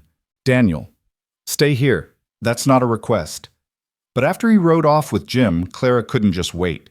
She saddled her own horse, something Daniel had taught her over the winter, and followed at a distance. She heard the voices before she saw them, angry and threatening. Creeping closer, using the cottonwoods along the creek for cover, she could see Daniel and his men facing off against 5 strangers. The leader was a big man with a cruel face, gesturing with his rifle. Don't care what papers you got from the bank, he was saying. This is our land now. We claimed it. We're keeping it. It's leased legally to me, Daniel replied, his voice deadly calm. You're the ones trespassing. You gonna make us leave, cowboy? You and these 2 boys against 5 of us. Clara saw it happening before anyone else. one of the strangers shifting his rifle, preparing to fire. Without thinking, she pulled the rifle from her saddle scabbard and fired into the air. Everyone spun toward the sound, and Clara rode into view, keeping the rifle trained on the group. 6 of us, she corrected. And I don't miss when I aim for real. Clara, see, Daniel's voice was a mix of fury and fear. I told you. To stay home, yes. But this is my home I'm protecting, same as you. She addressed the leader. You've got 2 choices. Leave now or explain to the sheriff why you're trying to steal legally leased land. And before you think about testing whether a woman will really shoot you, should know I'm protecting more than just property. I'm protecting my family's future. The man looked between her and Daniel, calculating odds. Something about Clara's steady hands, her calm voice, must have convinced him. This ain't over, he said finally, motioning to his men. We'll be back. No, Daniel said quietly. You won't. Because if I see any of you on my land again, we won't bother with warning shots. They watched the men ride away, and then Daniel turned to Clara, his face a mask of controlled anger. You disobeyed me. Yes. You put yourself in danger. Yes. You could have been killed. So could you. He dismounted, crossed to her, pulled her down from her horse and into his arms, holding her so tight she could barely breathe. Don't ever do that again. I can't promise that.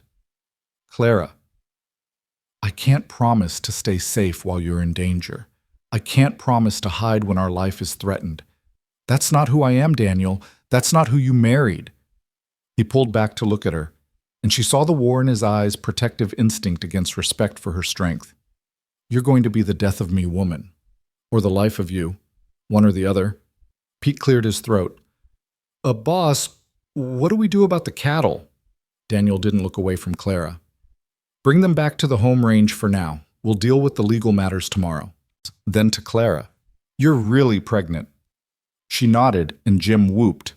A baby. Well, that calls for celebration, Pete. We're going to be uncles, says. Uncles? Pete looked confused. Well, what else would we be? We're family here, aren't we? Looking around at these men who'd become more than hired hands at the land they'd fought to protect, at the man whose child she carried, Clara felt the truth of it. They were family, chosen, fought for, earned through sweat and tears and stubborn determination. That evening, Mrs. Patterson and Mrs. Cole arrived, having somehow heard about the confrontation. Already ranch country gossip traveled faster than wildfire. Heard you ran off claim jumpers with a rifle, Mrs. Cole said admiringly, while carrying a child no less. How did you... Honey, every woman in the territory knows that particular look. When are you due? February, I think. Mrs. Patterson clasped her hands. A winter baby? Oh, you'll need so much blankets, clothes, a proper cradle. We'll have to organize the women, make sure you're prepared. They stayed for hours, giving advice, sharing their own pregnancy stories, making Clara feel part of a sisterhood she'd never known existed. After they left, Daniel found her crying in the bedroom. What's wrong? Is it the baby? Should I get the doctor? No, no. She wiped her eyes, laughing at herself. I'm happy. I never thought I'd have this women friends a baby, coming a husband who loves me. It's everything Lydia was supposed to have, but somehow it's mine instead. It was always supposed to be yours, Daniel said firmly. Every bit of it. Lydia could never have built this life. She'd have withered out here like a flower without water. But you bloom in this hard soil. You make everything around you stronger just by being here. Fall came with its harvest of hay for winter, feeding repairs to buildings before the snow, and Clara's expanding middle that made Daniel alternately proud and terrified. He treated her like spun glass, which drove her to distraction. I'm pregnant, not dying, she informed him when he tried to stop her from carrying water from the well. The doctor said you should be careful. The doctor said I'm healthy as a horse and should continue normal activities. Carrying heavy buckets isn't normal. It is for me. They compromised Clara would reduce the heavy lifting, but Daniel had to stop hovering like a worried hen. It mostly worked, though she still caught him watching her with concern when he thought she wasn't looking. The first snow came early, a light dusting that transformed the ranch into something from a fairy tale. Clara stood at the window, hand on her swollen belly, watching Daniel and the hands work with the cattle. The baby kicked strong and insistent, and she smiled, eager to join the world, little one. Just wait until February. Let's get through one more winter first. A rider approached through the snow, and Clara recognized the postmaster from town. Mail delivery to the ranch was rare enough to be an event. "Letter for you, Mrs. Hartwell," he said, handing over an envelope. "From Nebraska." Clara's stomach clenched as she recognized her father's handwriting. She waited until the postmaster left to open it, hands trembling slightly. "Clara," it read, "I hope this finds you well. The farm is saved thanks to your sacrifice. The harvest was good this year, good enough to pay off the mortgage entirely. Lydia wrote that she saw you, that you're happy. I'm glad. I've enclosed a bank draft for $500. It's not much compared to what you gave up for us, but it's yours by right. Your mother would want you to have something of your own. Your father." $500. A fortune by ranch standards. Clara stared at the bank draft, thinking of all the things they could do with it. Buy more cattle, improve the house, save for the future. "What's that?" Daniel asked, coming in for the noon meal. She handed him the letter and the draft. He read it, whistled low. "That's a lot of money. It's ours. For the ranch, the baby, whatever we need. It's yours. Your father sent it to you, not us." Daniel Hartwell, are you really going to argue with a pregnant woman about whether money belongs to her or to us together? He laughed, pulled her close. "When you put it that way, no. But Clara, this means you could leave if you wanted. You have options now." She pulled back to look at him, saw the vulnerability he rarely showed. "You think I'd leave now when we're building something real here? I think you came here because you had no choice. Now you do." Clara took his face in her hands, made him meet her eyes. "I choose you. I choose this ranch. I choose our child and our life and every difficult, wonderful thing about it. The money doesn't change that. It just makes things a little easier." He kissed her, then deep and grateful, and she felt the last of his doubts dissolve. They were partners truly and completely by choice rather than circumstance. That night, as they lay in bed planning how to use the money, the baby kicked hard enough for Daniel to feel it through Clara's nightgown. "Strong little things," he said, hands spread over her belly, "like his father." "Or her mother." He shifted down, pressed his lips to her stomach. "Listen, little one, you're coming into a good world, not an easy one, but a good one. Your mother and I will teach you everything: how to read the weather, how to gentle a horse, how to make biscuits that don't break teeth. You'll have Uncle Jim and Uncle Pete to spoil you and all the ranch women to fuss over you. You'll have space to run and sky to dream under. And you'll always be chosen, never settled for." Clara ran her fingers through his hair, throat tight with emotion. "You're going to be a wonderful father." "I'm going to try. That's all any of us can do, isn't it? Try to be better than what came before." "We're already better," Clara said softly. "We're choosing each other every day. That's more than most people get." Outside, snow began to fall in earnest, covering the ranch in white. But inside, Clara and Daniel were warm, safe, planning a future that neither had imagined when a plain sister took a beautiful one's place on a train to Wyoming. Sometimes the best love stories began with the wrong letter to the wrong person and ended with exactly the right choice.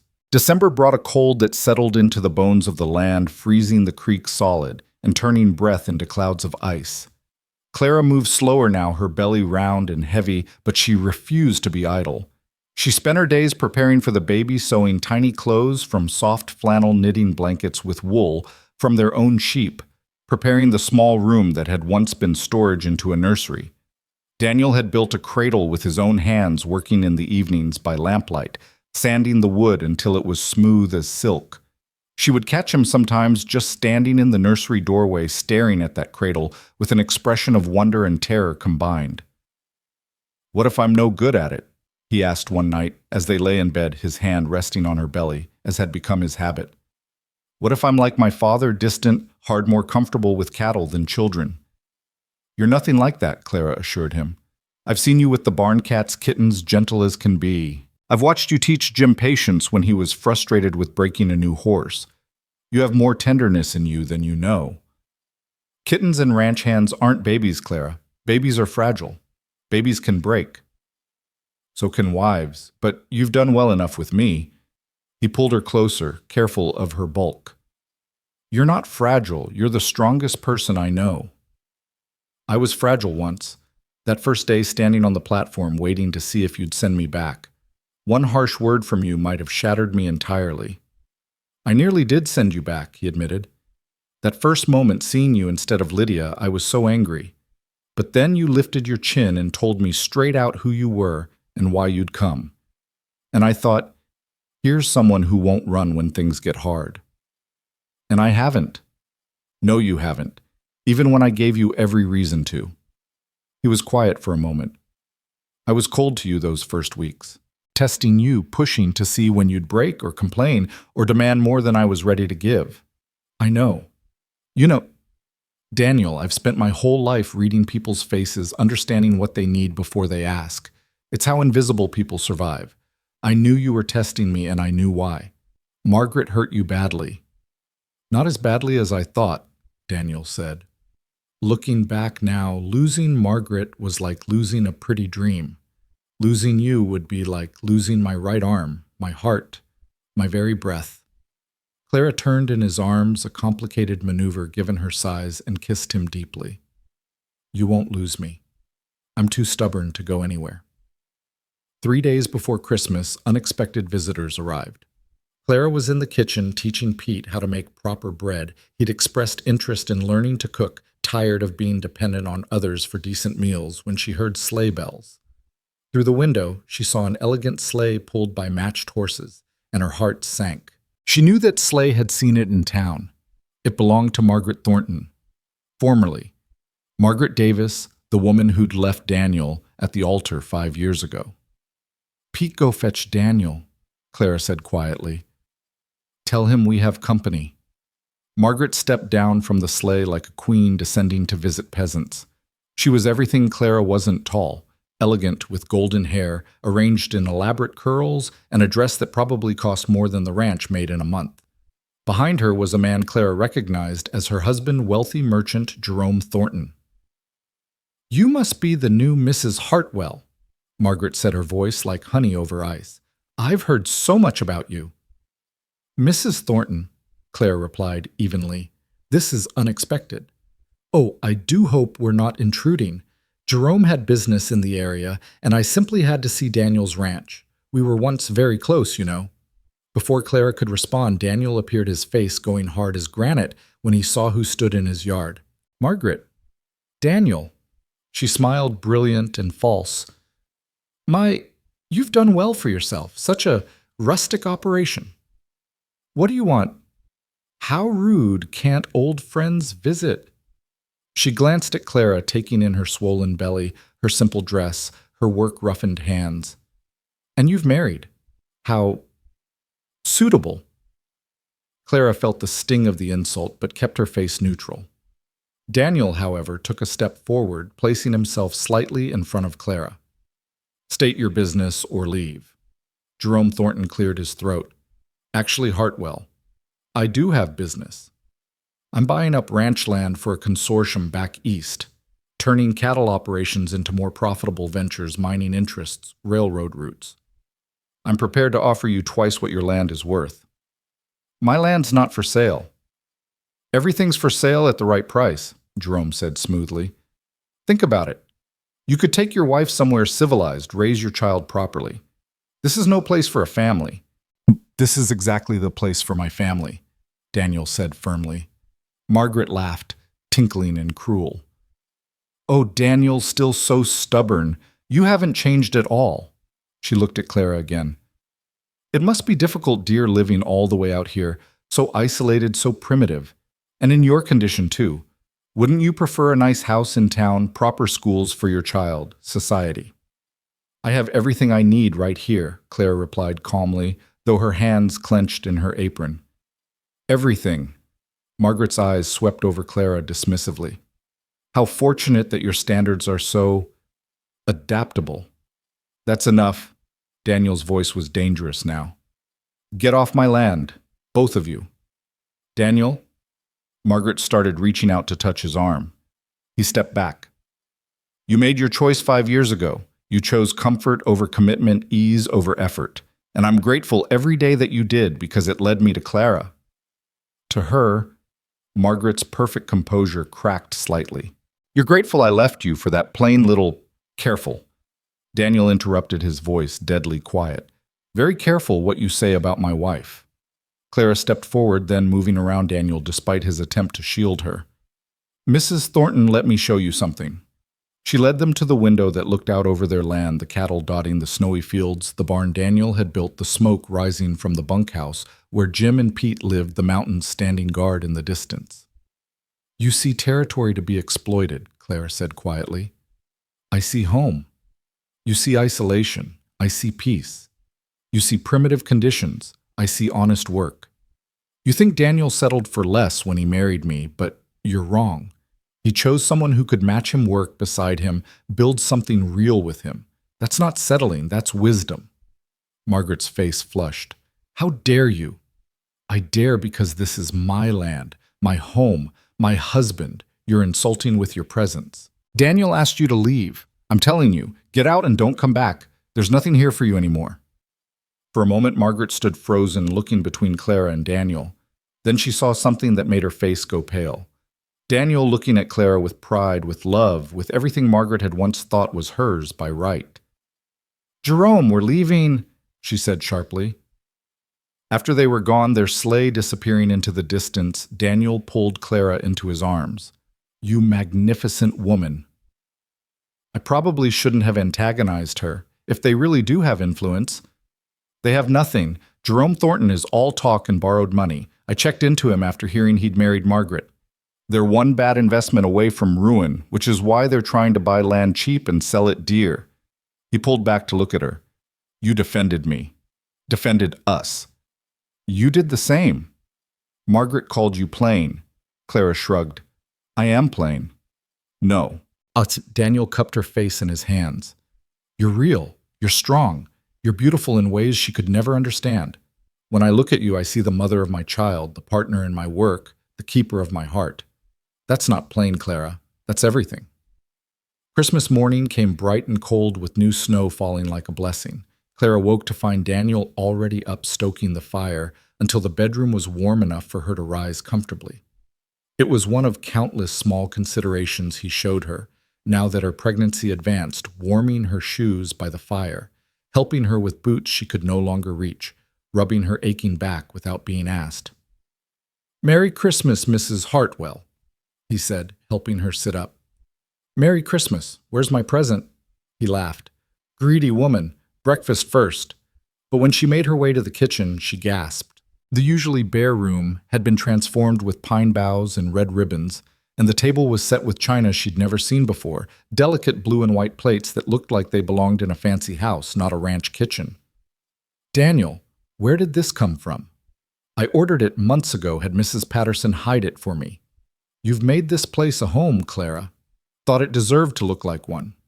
It's beautiful. It's too much. Nothing's too much for you. Jim and Pete joined them for Christmas dinner, bringing their own contribution, a wooden rocking chair they'd made together in secret. For when the baby comes, Jim explained, beaming.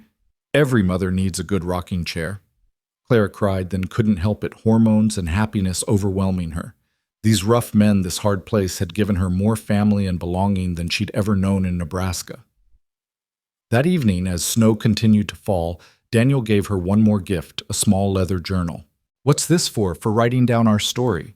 Our children should know how their parents found each other, how their mother chose courage over comfort, how sometimes the wrong train ticket leads to exactly the right destination. Clara opened the journal, ran her fingers over the blank pages waiting to be filled. Our children, plural. Well, we can't stop at just one. This place needs voices, remember? Besides, he placed his hand on her belly. This one's going to need brothers and sisters to help with the ranch work. Already planning to put our children to work. Already planning our future. All of it. Every difficult, wonderful day. 2 weeks into January, a blizzard struck with such fury that it made the previous winter storms seem gentle. The temperature dropped so low that the windows frosted over completely, and even with the fire-roaring ice formed on the inside walls of the house. Daniel and the hands worked desperately to keep the cattle alive, breaking ice on water sources every few hours, distributing hay they'd carefully rationed. But as the storm stretched into its third day, their hay supplies began running dangerously low. "We need to get to the Miller property," Daniel said, ice in his beard from his last trip outside. "There's hay stored in that barn enough to get us through." "You can't," Clara protested. "You can't even see past the porch in this weather. If we don't, we'll lose half the herd, maybe more." She knew he was right, but fear clawed at her chest. "Then I'm coming with you." "Absolutely not. You're 8 months pregnant, Clara. And you're talking about going out in a blizzard that could kill you. If something happens, nothing will happen." But they both knew that was a lie. Men died in storms like this, lost between barn and house, frozen just feet from safety. "Take a rope," she said finally. "Tie it to the porch post, use it to find your way back." "We don't have enough rope to reach the Miller property." "Then take it as far as it goes and mark your path another way." She gripped his hands. "Promise me you'll be careful. Promise me you'll come back." "I promise." He kissed her hard and desperate, and then he was gone into the white fury of the storm with Jim and Pete. Clara stood at the window, but she couldn't see anything beyond swirling snow. Time crawled. An hour passed. 2. Her back began aching low and insistent, but she ignored it. They needed her to be strong to keep the fire going, to be here when they returned. If they returned. The pain in her back grew worse, spreading around to her belly, and with dawning horror, Clara realized what was happening. The baby was coming, 5 weeks early, in the middle of a blizzard, with Daniel gone and no help for miles. "Not now," she whispered, gripping the table as another pain rolled through her. "Please, little one, not now." But babies came when they chose, not when it was convenient. Clara's water broke just as the sun, invisible behind the storm clouds, began to set. She was alone in labor with no idea if her husband was alive or frozen in a drift somewhere. She did what she'd always done. She endured. She walked when she could, rested when she had to. She prepared clean cloths and boiled water, remembering everything she'd learned from helping neighbor women through their labors. She tried not to think about all the things that could go wrong, all the women who died bringing life into the world. The pains grew stronger, closer together. Clara heard herself making sounds she didn't recognize, primal, desperate noises torn from somewhere deep inside. She thought of her mother dead these 8 years and wished desperately for her presence, her guidance, her comfort. "Please," she gasped to the empty room. "Please, someone help me." As if in answer, the door burst open. But it wasn't Daniel. It was Mrs. Patterson and Mrs. Cole, covered in snow, looking like angels in the lamplight. "Heard the men were going for hay," Mrs. Patterson said briskly, shedding her coat. "Figured you shouldn't be alone. Good thing, too. How long have you been laboring?" "Hours. The baby's early." "Babies come when they come," Mrs. Cole said, already rolling up her sleeves. "Let's see how far along you are." Having them there, competent and calm, eased Clara's terror. They coached her through the pains, held her when she needed support, offered encouragement when she thought she couldn't continue. "I can't," Clara gasped after a particularly brutal contraction. "I can't do this without Daniel." "Yes, you can," Mrs. Patterson said firmly. "You're the strongest woman I know, Clara Hartwell. You traveled across the country to marry a stranger. You've turned this ranch into a home. You stood up to claim jumpers with a rifle. You can bring this baby into the world." Another pain stronger than before, and Clara heard herself scream. "That's it," Mrs. Cole encouraged. "Don't fight it. Your body knows what to do." Time lost meaning. There was only pain and effort, the women's voices anchoring her to consciousness when she wanted to drift away. And then between one breath and the next, Clara felt an overwhelming urge to push. "The baby's coming," she gasped. "Then let's meet this little one," Mrs. Patterson said. Clara pushed with everything she had, drawing on reserves of strength she didn't know existed. She thought of Daniel somewhere in the storm, fighting to save their future. She thought of the life they'd built, the love they'd found. She thought of the child struggling to be born. Her child. Daniel's child, and she pushed again. "The head's out," Mrs. Cole announced. "One more push, Clara. One more." Clara gathered everything, all her love, all her fear, all her determination, and pushed. She felt the baby slide free, and then the most beautiful sound in the world, a cry, thin and angry and alive. It's a boy, Mrs. Patterson said, lifting the baby for Clara to see. A beautiful, perfect boy. Clara reached for her son with trembling hands, brought him to her chest, where he immediately quieted, as if recognizing her heartbeat from his months inside. He was small but perfect, with a shock of dark hair like his father's, and eyes that, when they briefly opened, were gray as storm clouds. "Hello, little one," she whispered. "Your father's going to be so happy to meet you." But even as she spoke, fear clutched at her heart. The storm still raged and Daniel hadn't returned. Mrs. Cole cleaned and wrapped the baby while Mrs. Patterson tended to Clara, and then they settled her in bed with her son at her breast. He nursed eagerly, despite his early arrival, and Clara felt a love so fierce it took her breath away. "They'll be back," Mrs. Patterson said, reading her worry. "Daniel Hartwell is too stubborn to die in a blizzard." But as another hour passed, then too Clara's fear grew. She held her son close, memorizing his tiny features, and tried not to think about raising him alone, about running the ranch without Daniel, about a life without the man who'd chosen her when he could have sent her away. Then, just as she was losing hope, she heard voices. The door flew open and Daniel stumbled in, more ice than man, his face gray with cold. "Clara." He was at her side in an instant, snow falling from him onto the floor. "Are you—" He stopped, seeing the bundle in her arms. "Meet your son," Clara said softly. Daniel stared at the baby as if he'd never seen one before. With shaking hands, whether from cold or emotion, Clara couldn't tell, he reached out to touch the tiny head. "My son," he whispered. "Our son." How? He decided he couldn't wait for better weather, Clara said. Mrs. Patterson and Mrs. Cole helped. He's small but strong, like his father. Like his mother, Daniel corrected, sinking to his knees beside the bed. "Clara, I'm sorry I wasn't here. The storm, the cattle. You're here now, that's all that matters." Jim and Pete crowded into the doorway, faces bright with exhaustion and wonder. "Is that—" Jim started. "Your nephew," Daniel said, pride evident in his voice. "Come meet him." The two hands approached reverently, as if the baby might break if they breathed too hard. "What's his name?" Pete asked. Daniel looked at Clara. They'd discussed names but hadn't decided. "Thomas," Clara said. "Thomas James Hartwell, after both our fathers." "Little Tommy," Jim said, grinning. "He's going to be spoiled rotten." "He's going to be loved," Clara corrected. "There's a difference." The storm broke that night, giving way to clear skies and bitter cold. The ranch had survived most of the cattle saved by the hay from the Miller property. And in the warm bedroom of the ranch house, a family that had begun with a deception had become something true and strong and real.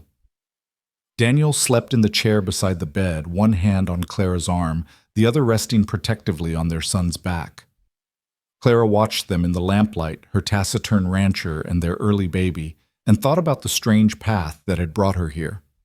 If Lydia hadn't been selfish, if their father hadn't been desperate, if Daniel hadn't been lonely enough to write letters to a stranger, none of this would exist.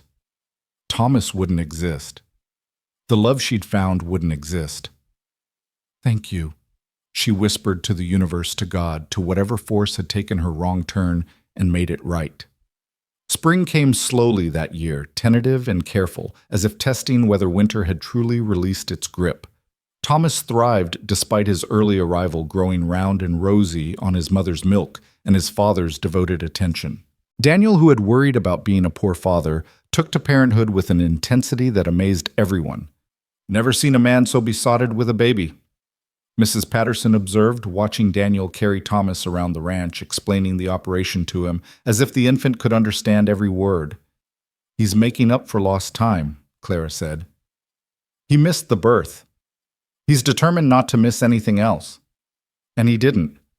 Daniel was there for Thomas's first smile gas, Clara insisted, but Daniel swore it was real, his first laugh at Jim, making ridiculous faces, his first attempt at crawling, unsuccessful but determined. He would come in from working cattle and go straight to wherever Thomas was, scooping him up with hands that could brand a calf or break a horse, but held his son like spun glass. "You're spoiling him," Clara said one evening, finding Daniel asleep in the rocking chair with Thomas on his chest. Impossible, Daniel murmured without opening his eyes. You can't spoil perfection. The ranch prospered that spring. The cattle prices rose as Daniel had predicted, and they were able to buy the Miller property outright, doubling their acreage. They hired 2 more hands, young men from back east, looking for adventure, who quickly learned that ranch work was more sweat than excitement. In June, a letter arrived that would change everything. Clara was in the garden with Thomas sleeping in a basket beside her when Daniel came from town with a peculiar expression on his face. "What's wrong?" she asked immediately. "Not wrong, just unexpected." He handed her a thick envelope. "It's from a lawyer in San Francisco." Clara's heart clenched. "Lydia." "Read it." With trembling fingers, Clara opened the letter. It was indeed about Lydia, who had died in childbirth 3 months ago along with her baby. But that wasn't the shocking part. The shocking part was that she'd left everything to Clara, a substantial sum from her husband's life insurance. He died of fever shortly before Lydia's confinement and a house in San Francisco. $20,000, Clara read, stunned. And a house.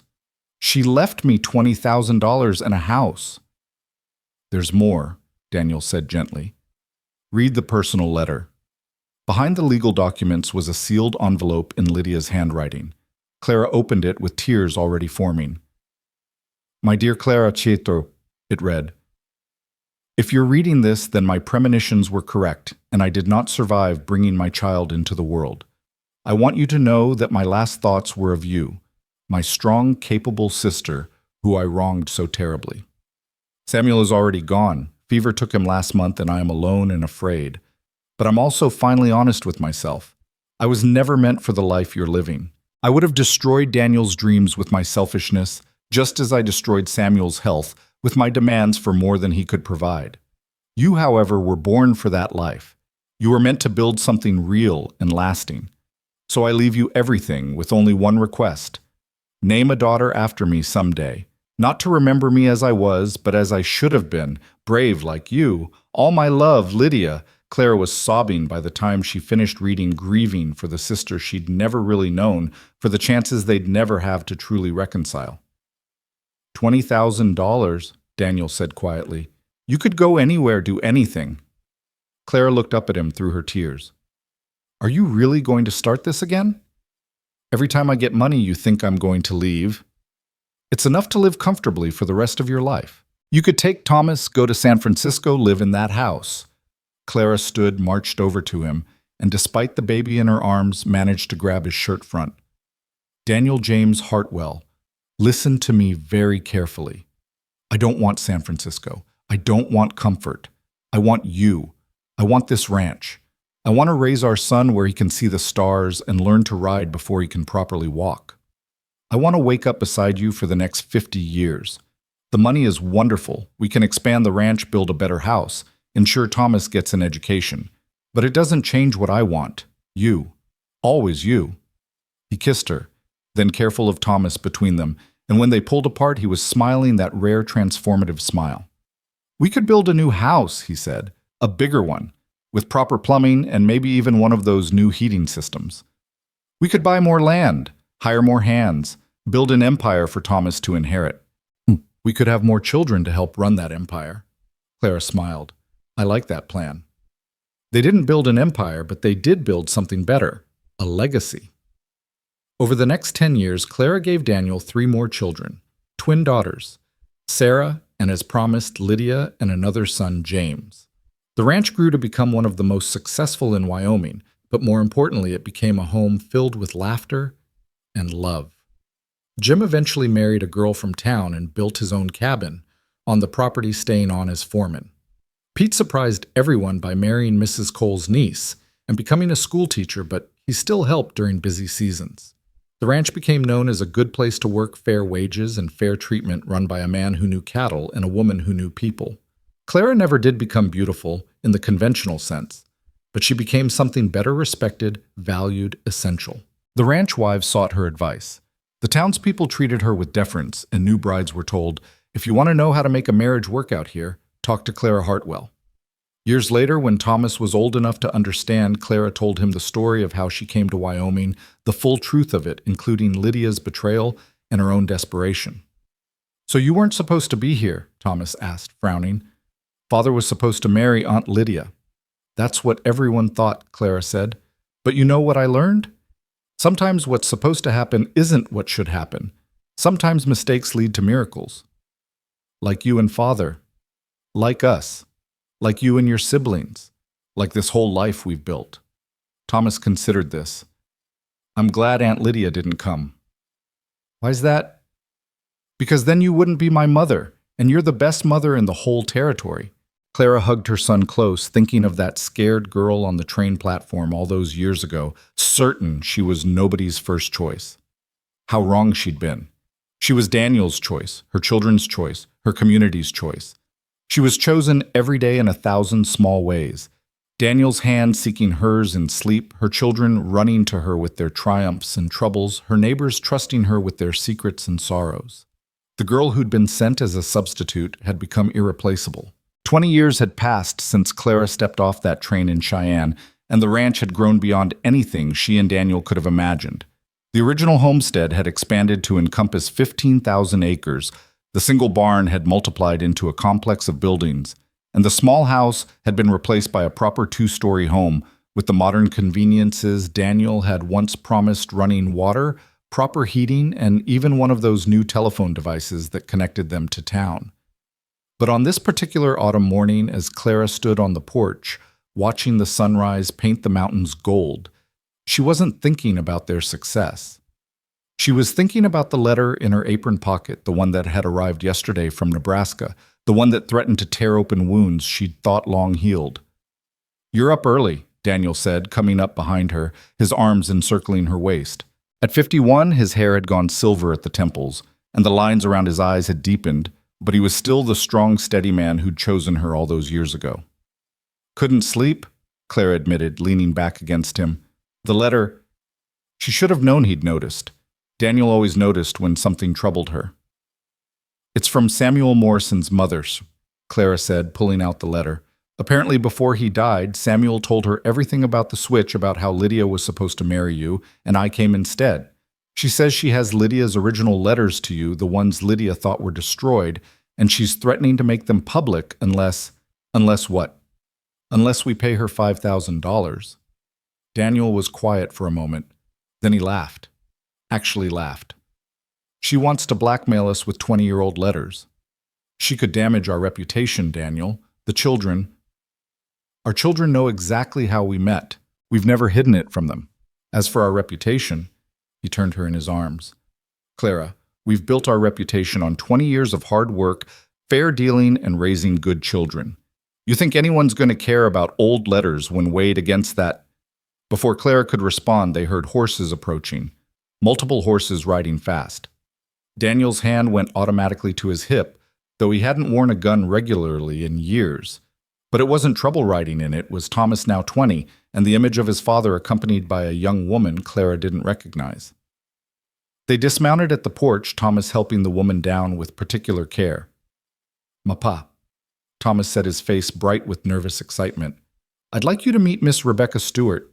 Rebecca, these are my parents." Rebecca Stewart was pretty in a quiet way, with dark hair and intelligent eyes.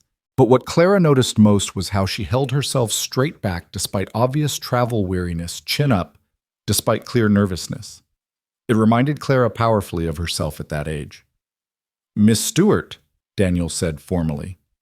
"Welcome to the Double H." "Thank you, Mr. Hartwell, Mrs. Hartwell." Rebecca's voice was steady. "Thomas has told me so much about you both." "Has he now?" Clara studied her son, who was practically vibrating with anticipation. "And where did you two meet?" "In Laramie," Thomas said. "At the cattle auction last month. Rebecca was there with her father buying breeding stock." "Your father's a rancher?" Daniel asked. "He was," Rebecca said quietly. "He died 6 weeks ago. Left me with a failing ranch and more debts than assets." There was no self-pity in her voice, just a statement of fact. Clara liked her immediately. "I'm sorry for your loss," Clara said sincerely. "Thank you. But I didn't come here for sympathy." Rebecca took a breath. "Thomas has made me an offer, a business proposition, but he insists I need your approval first." Clara and Daniel exchanged glances. "What kind of proposition?" Daniel asked. Thomas stepped forward. "I want to marry her." "That's not a business proposition," Clara pointed out. "It is the way we've arranged it," Rebecca said. "Thomas offers marriage and help saving my ranch. I offer myself as a partner, a working partner, not just a wife. I know cattle I can ride and rope and work as hard as any hand, but I need to be honest with you both. I'm not marrying your son for love. I'm marrying him for survival." The words hung in the air, stark and honest. Clara saw Daniel's jaw tighten, saw Thomas watching them anxiously. But Clara was remembering another desperate woman making a similar proposition, offering herself as a practical solution to a practical problem. "Come inside," Clara said. "We need to talk." They gathered in the kitchen, Clara automatically putting coffee on, while Rebecca sat stiffly at the table. Thomas hovered nearby, clearly wanting to be close to her, but uncertain of his welcome. "Tell us about your ranch," Daniel said. Rebecca laid out the situation with admirable clarity. 3,000 acres in northern Wyoming, good land, but neglected 100 head of cattle that needed culling debts that would claim everything in 3 months without intervention. "I could sell," she said. "Several buyers have already approached me, but that ranch is all I have left of my father. He worked himself to death trying to save it." "And Thomas's proposal?" Clara asked. "He pays the debts, helps me rebuild the herd, modernizes the operation. In exchange, I marry him and we run it together, eventually folding it into your operation when you're ready to expand north." "Very practical," Daniel observed. "But marriage is more than a business arrangement. Is it?" Rebecca looked directly at Clara.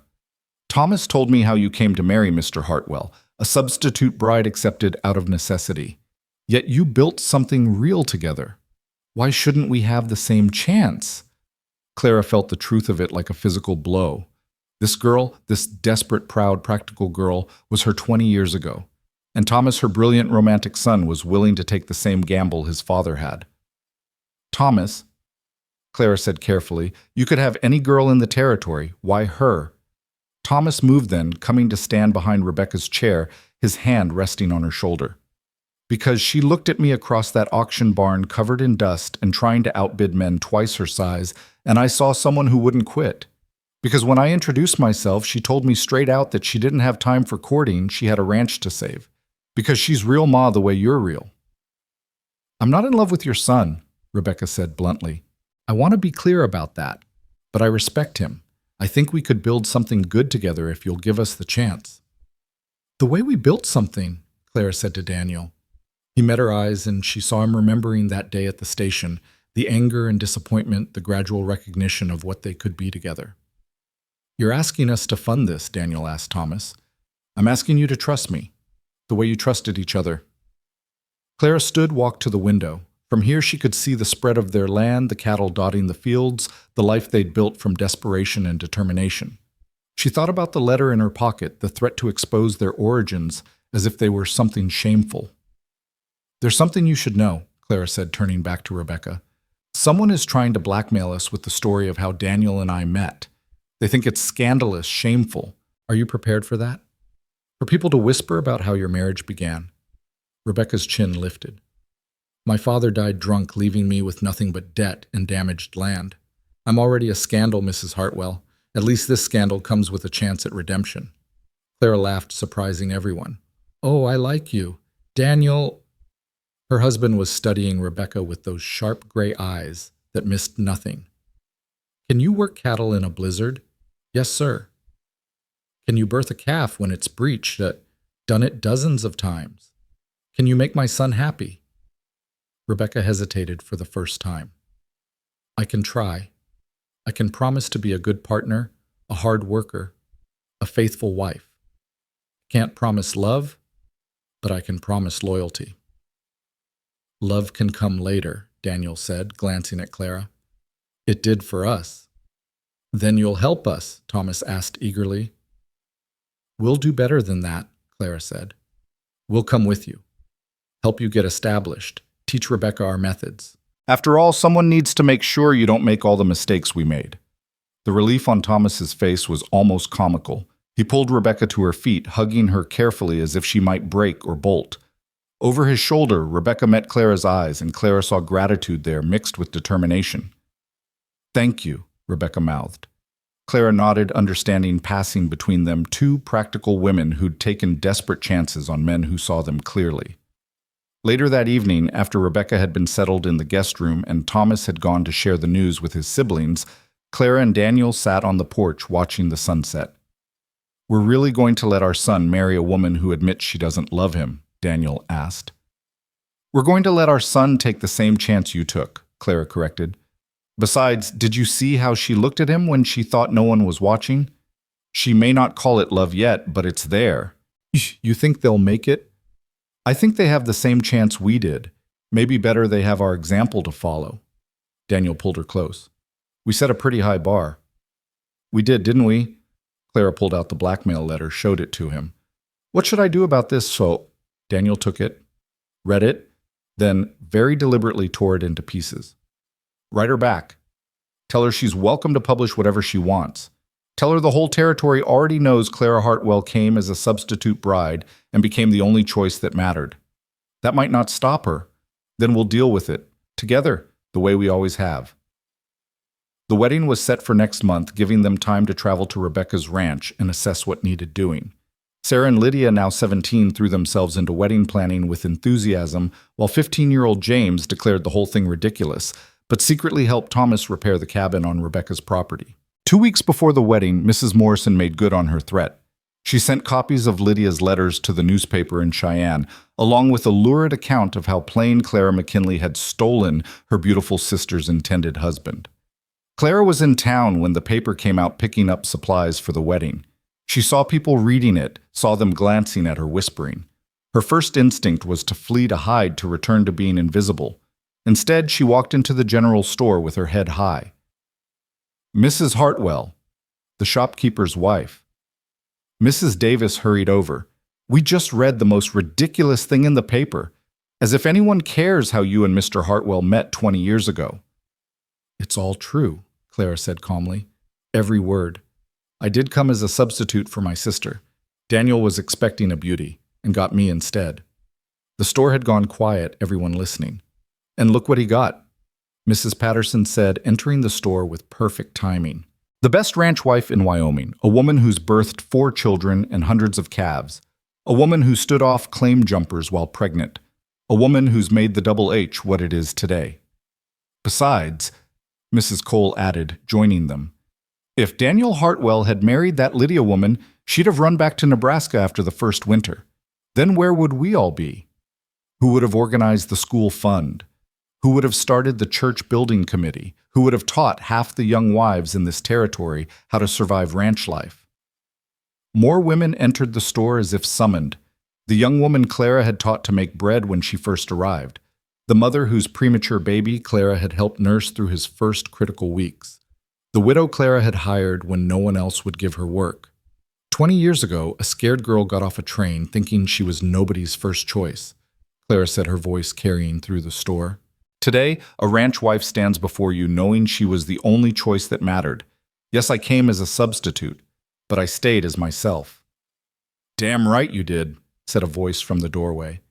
Daniel stood there flanked by Thomas and James, both her sons, tall and strong and proud. "And I thank God every day that Lydia McKinley was too foolish to know what she was giving up." He crossed to her, took her hand, raised it to his lips in a courtly gesture that made the women sigh and the men shuffle their feet. "My wife, Tipa-Ice," he said loudly, "came to Wyoming with nothing but courage and determination. She's made our ranch prosper, raised our children right, and shown every person in this territory what real strength looks like. If that started with a deception, then I'm grateful for it. Best mistake that was ever made." The newspaper article became a sensation, but not in the way Mrs. Morrison had intended. Instead of scandal, it became a romance story that papers as far as San Francisco picked up, the substitute bride who became Wyoming's first lady of ranching. Mrs. Morrison, faced with universal condemnation for trying to blackmail the Hartwells, retreated to Nebraska in disgrace. Years later, Clara would send her a check for $5,000 anyway, with a note for keeping those letters safe all these years. They reminded me how far we've all come. Thomas and Rebecca's wedding was beautiful in its simplicity. Rebecca wore Clara's wedding dress altered to fit her taller frame. Thomas looked at his bride the way Daniel had learned to look at Clara, seeing past the surface to the strength beneath. "Do you take this woman?" the preacher asked. "I do," Thomas said firmly. "Do you take this man?" Rebecca looked at Thomas, then at Clara, and Daniel standing as witnesses. "I do." As the couple kissed, Clara whispered to Daniel, "Think they know what they're getting into? Did we?" "No, but we figured it out." "They will too. They've got good examples." The reception was held at the Double H with what seemed like half of Wyoming in attendance. Clara watched Rebecca navigate the crowd, accepting congratulations with grace, and saw herself 20 years ago uncertain but determined, practical but hopeful. Late in the evening, Clara found Rebecca alone on the porch, taking a breath from the festivities. "Overwhelming," Clara asked, joining her. "Terrifying," Rebecca admitted. "All these people expecting me to be the perfect ranch wife, expecting me to be you." "I'm going to tell you something, Rebecca, something I wish someone had told me 20 years ago." Clara took the young woman's hands. "You don't need to be me. You need to be yourself. That's who Thomas fell in love with, whether you see it yet or not. That's who will make your ranch succeed.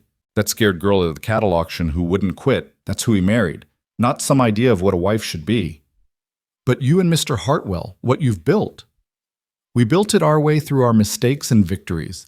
You'll build something different, something yours. And 20 years from now, some young bride will be looking at you wondering how to measure up." Rebecca squeezed Clara's hands. "Thank you for accepting me, for helping us, for understanding what it's like to take a practical chance on an impractical thing like marriage." "It's the most practical thing in the world," Clara said. "Two people choosing to face whatever comes together instead of alone. Nothing impractical about that." Thomas appeared in the doorway. "Ma, Rebecca, they're calling for you. Something about a toast." He offered Rebecca his arm, and she took it already, learning to lean on him.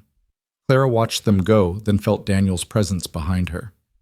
"They're going to be fine," he said. "I know. We did good, Clara. Our son choosing a woman for her strength instead of her beauty." "Rebecca's beautiful," Clara protested. "She is, but that's not why he chose her. He chose her because she's real, because she'll stand beside him when times get hard, because she'll build something with him, not just decorate what he builds." He turned her to face him. "He chose her for the same reasons I choose you all over again. Even knowing everything how it started, how it could have gone wrong. Especially knowing that. Because it taught me that the best things come from unexpected places. That love isn't about pretty letters or perfect pictures. It's about choosing each other again and again through blizzards and droughts and everything else Wyoming throws at us." Inside, someone started playing a fiddle, the music spilling out into the night. Daniel offered Clara his hand. "Dance with me, Mrs. Hartwell." "Here on the porch." "Why not? It's our porch, our land, our life. Dance with me under the stars we've watched for 20 years. She took his hand, let him pull her close, and they swayed together, while their family and friends celebrated inside. The stars were brilliant overhead, the same stars that had witnessed their awkward beginning, their gradual understanding, their eventual love. "I have something to tell you," Clara said against his chest. "Oh, I think I might be pregnant again." Daniel stopped moving. "What, Clara, you're 43 years old, and apparently still fertile." She looked up at him, saw shock shifting to wonder. "One more child, Daniel. One more voice for this place."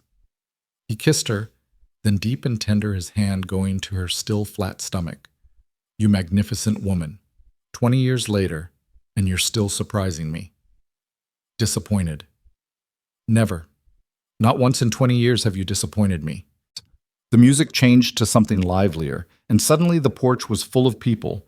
Thomas and Rebecca, Sarah, and Lydia, with their current beaus, James, pretending he was too dignified to dance while tapping his foot. Jim and his wife, Pete, and his family, all the hands and neighbors who'd become family over the years. "Story time," someone called out. "Tell us the story of the substitute bride." Clara laughed, but Daniel stepped forward. "I'll tell it," he said. "I'll tell you about the day my life really began.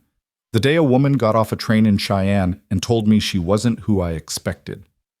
As Daniel told their story, their real story with all its awkwardness and uncertainty, and eventual triumph, Clara looked around at the faces surrounding them.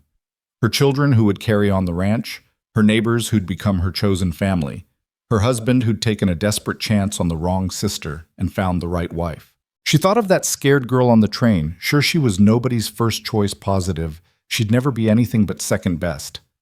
If only she could have seen this moment surrounded by love, respected by her community, pregnant with her fifth child, at an age when most women were becoming grandmothers. And that what Daniel concluded is how Clara McKinley became Clara Hartwell, how a substitute became irreplaceable, how a mistake became a miracle. "What happened to Lydia?" someone asked. Clara stepped forward. "She died young in California, having never found what she was looking for. But before she died, she wrote me a letter. She said I was never in her shadow. She was in mine. She said I was meant for this life in a way she never could have been. And she was right." To Clara Hartwell, Jim raised his glass. The best wrong choice that was ever made. Everyone drank laughing, and the party continued. But Clara slipped away, walking out to the small cemetery on the hill, where they'd buried the babies that hadn't survived two between Thomas and the twins, one after James. She knelt by the smallest headstone, placed a wildflower on it. "You would have loved this," she whispered. "All of it. The chaos, the love, the sheer impossibility of what we've built. But you're part of it too. Every child we've raised, every life we've touched, carries a piece of you with them." Footsteps behind her, and Rebecca appeared still in her wedding dress. "Mrs. Hartwell Thomas said I might find you here." "Saying hello to old friends," Clara said, rising. "This is where we bury the ones who don't make it. The children, the dreams, the first attempts that fail." There were others' children. 3, lost to winter or fever or just bad luck. Part of ranch life, the part nobody talks about at weddings. Clara touched the headstone gently. "But we remember them. We carry them forward. Every child who lives gets loved a little extra for the ones who didn't." Rebecca was quiet for a moment. "I lost one. Before my father died. Didn't even know I was pregnant until I was losing it. The father was a traveling salesman who promised marriage but disappeared the moment I mentioned a baby. I'm sorry. I'm not. Not anymore. If that had worked out, I'd never have met Thomas.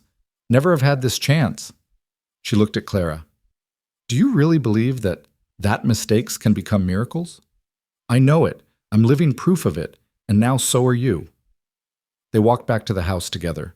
The substitute bride who'd become essential, and the practical bride who'd learned to love, both understanding that the best stories often began with the wrong beginning. As the party wound down and guests began departing, Clara stood with Daniel on their porch, watching Thomas and Rebecca ride away toward their new life. Sarah and Lydia were inside cleaning up with the efficiency Clara had taught them. James was in the barn, with the hands pretending to check on horses, but really smoking cigarettes he thought his parents didn't know about. 20 years, Daniel said softly. "Sometimes it feels like yesterday, sometimes like a lifetime." "It's been both," Clara said. "Yesterday, when I remember that terrified girl at the train station, a lifetime when I think of everything we've built." "Any regrets?" Clara thought about it, her hand going to her belly, where new life grew unexpected but welcome, just as she'd once been. "No," she said finally. "Not one. Every hard day, every loss, every challenge led us here, to this moment, to this life. How could I regret the path when I loved the destination?" Daniel pulled her close, and they stood together in the dying light the ranch spread before them like a promise kept. In the distance, a train whistle sounded, the evening train from Cheyenne, carrying perhaps another desperate soul toward an unexpected future. "Someone's arriving," Daniel observed. "Someone's always arriving," Clara said. "The question is whether they're brave enough to stay." "You stayed." "I did more than stay. I chose. Every day for 20 years I've chosen this life, this land, this love. And I've chosen you. The woman who arrived instead of the one I expected. The wife who gave me more than I knew to ask for. The mother who's made this house a home and this ranch a legacy." as full dark fell and the stars emerged in all their Wyoming glory. Clara thought about the letter she'd write tomorrow to Thomas and Rebecca to be opened on their 20th anniversary. She'd tell them about the storms they'd weather and the summers they'd celebrate, about the children they'd raise and the ones they'd lose, about how love grew not from pretty words, but from shared work, mutual respect, and the choice to face each day together. But mostly, she'd tell them what she'd learned, that sometimes the wrong train ticket led to exactly the right destination, that being second choice could lead to being the only choice that mattered, that a substitute given the chance could become irreplaceable. The last guest departed, the children settled for the night, and Clara and Daniel retired to their room. Not the small bedroom of 20 years ago, but a proper master suite with windows facing the mountains and a bed big enough for comfort in their middle age. "I love you, Clara Hartwell," Daniel said, as he did every night. "Today, more than yesterday, but not as much as tomorrow." "Pretty words from a practical man," Clara teased, but her eyes were bright with tears. Truth from a man who almost missed his life by expecting the wrong woman. They held each other in the darkness, two people who'd started as strangers and become everything to each other. Outside, the wind sang across the prairie, carrying the scent of sage and possibility. The ranch slept around them, the cattle in the fields, the horses in the barn, their children in their beds, all of it built on the foundation of a choice made in desperation and solidified in love. Clara's last thought before sleep was of that young woman on the train traveling toward an uncertain future with nothing but determination and hope. "You did well," she whispered to her younger self across the years. "You did so very well." And somewhere in the distance, another train whistle sounded, carrying other souls toward their unexpected destinies, just as one had carried Clara toward hers. Not the beauty who was expected, but the plain girl who was needed. Not the first choice, but the only choice. Not the intended bride, but the irreplaceable wife who turned a Wyoming ranch into a home and a desperate substitution into a love story for the ages.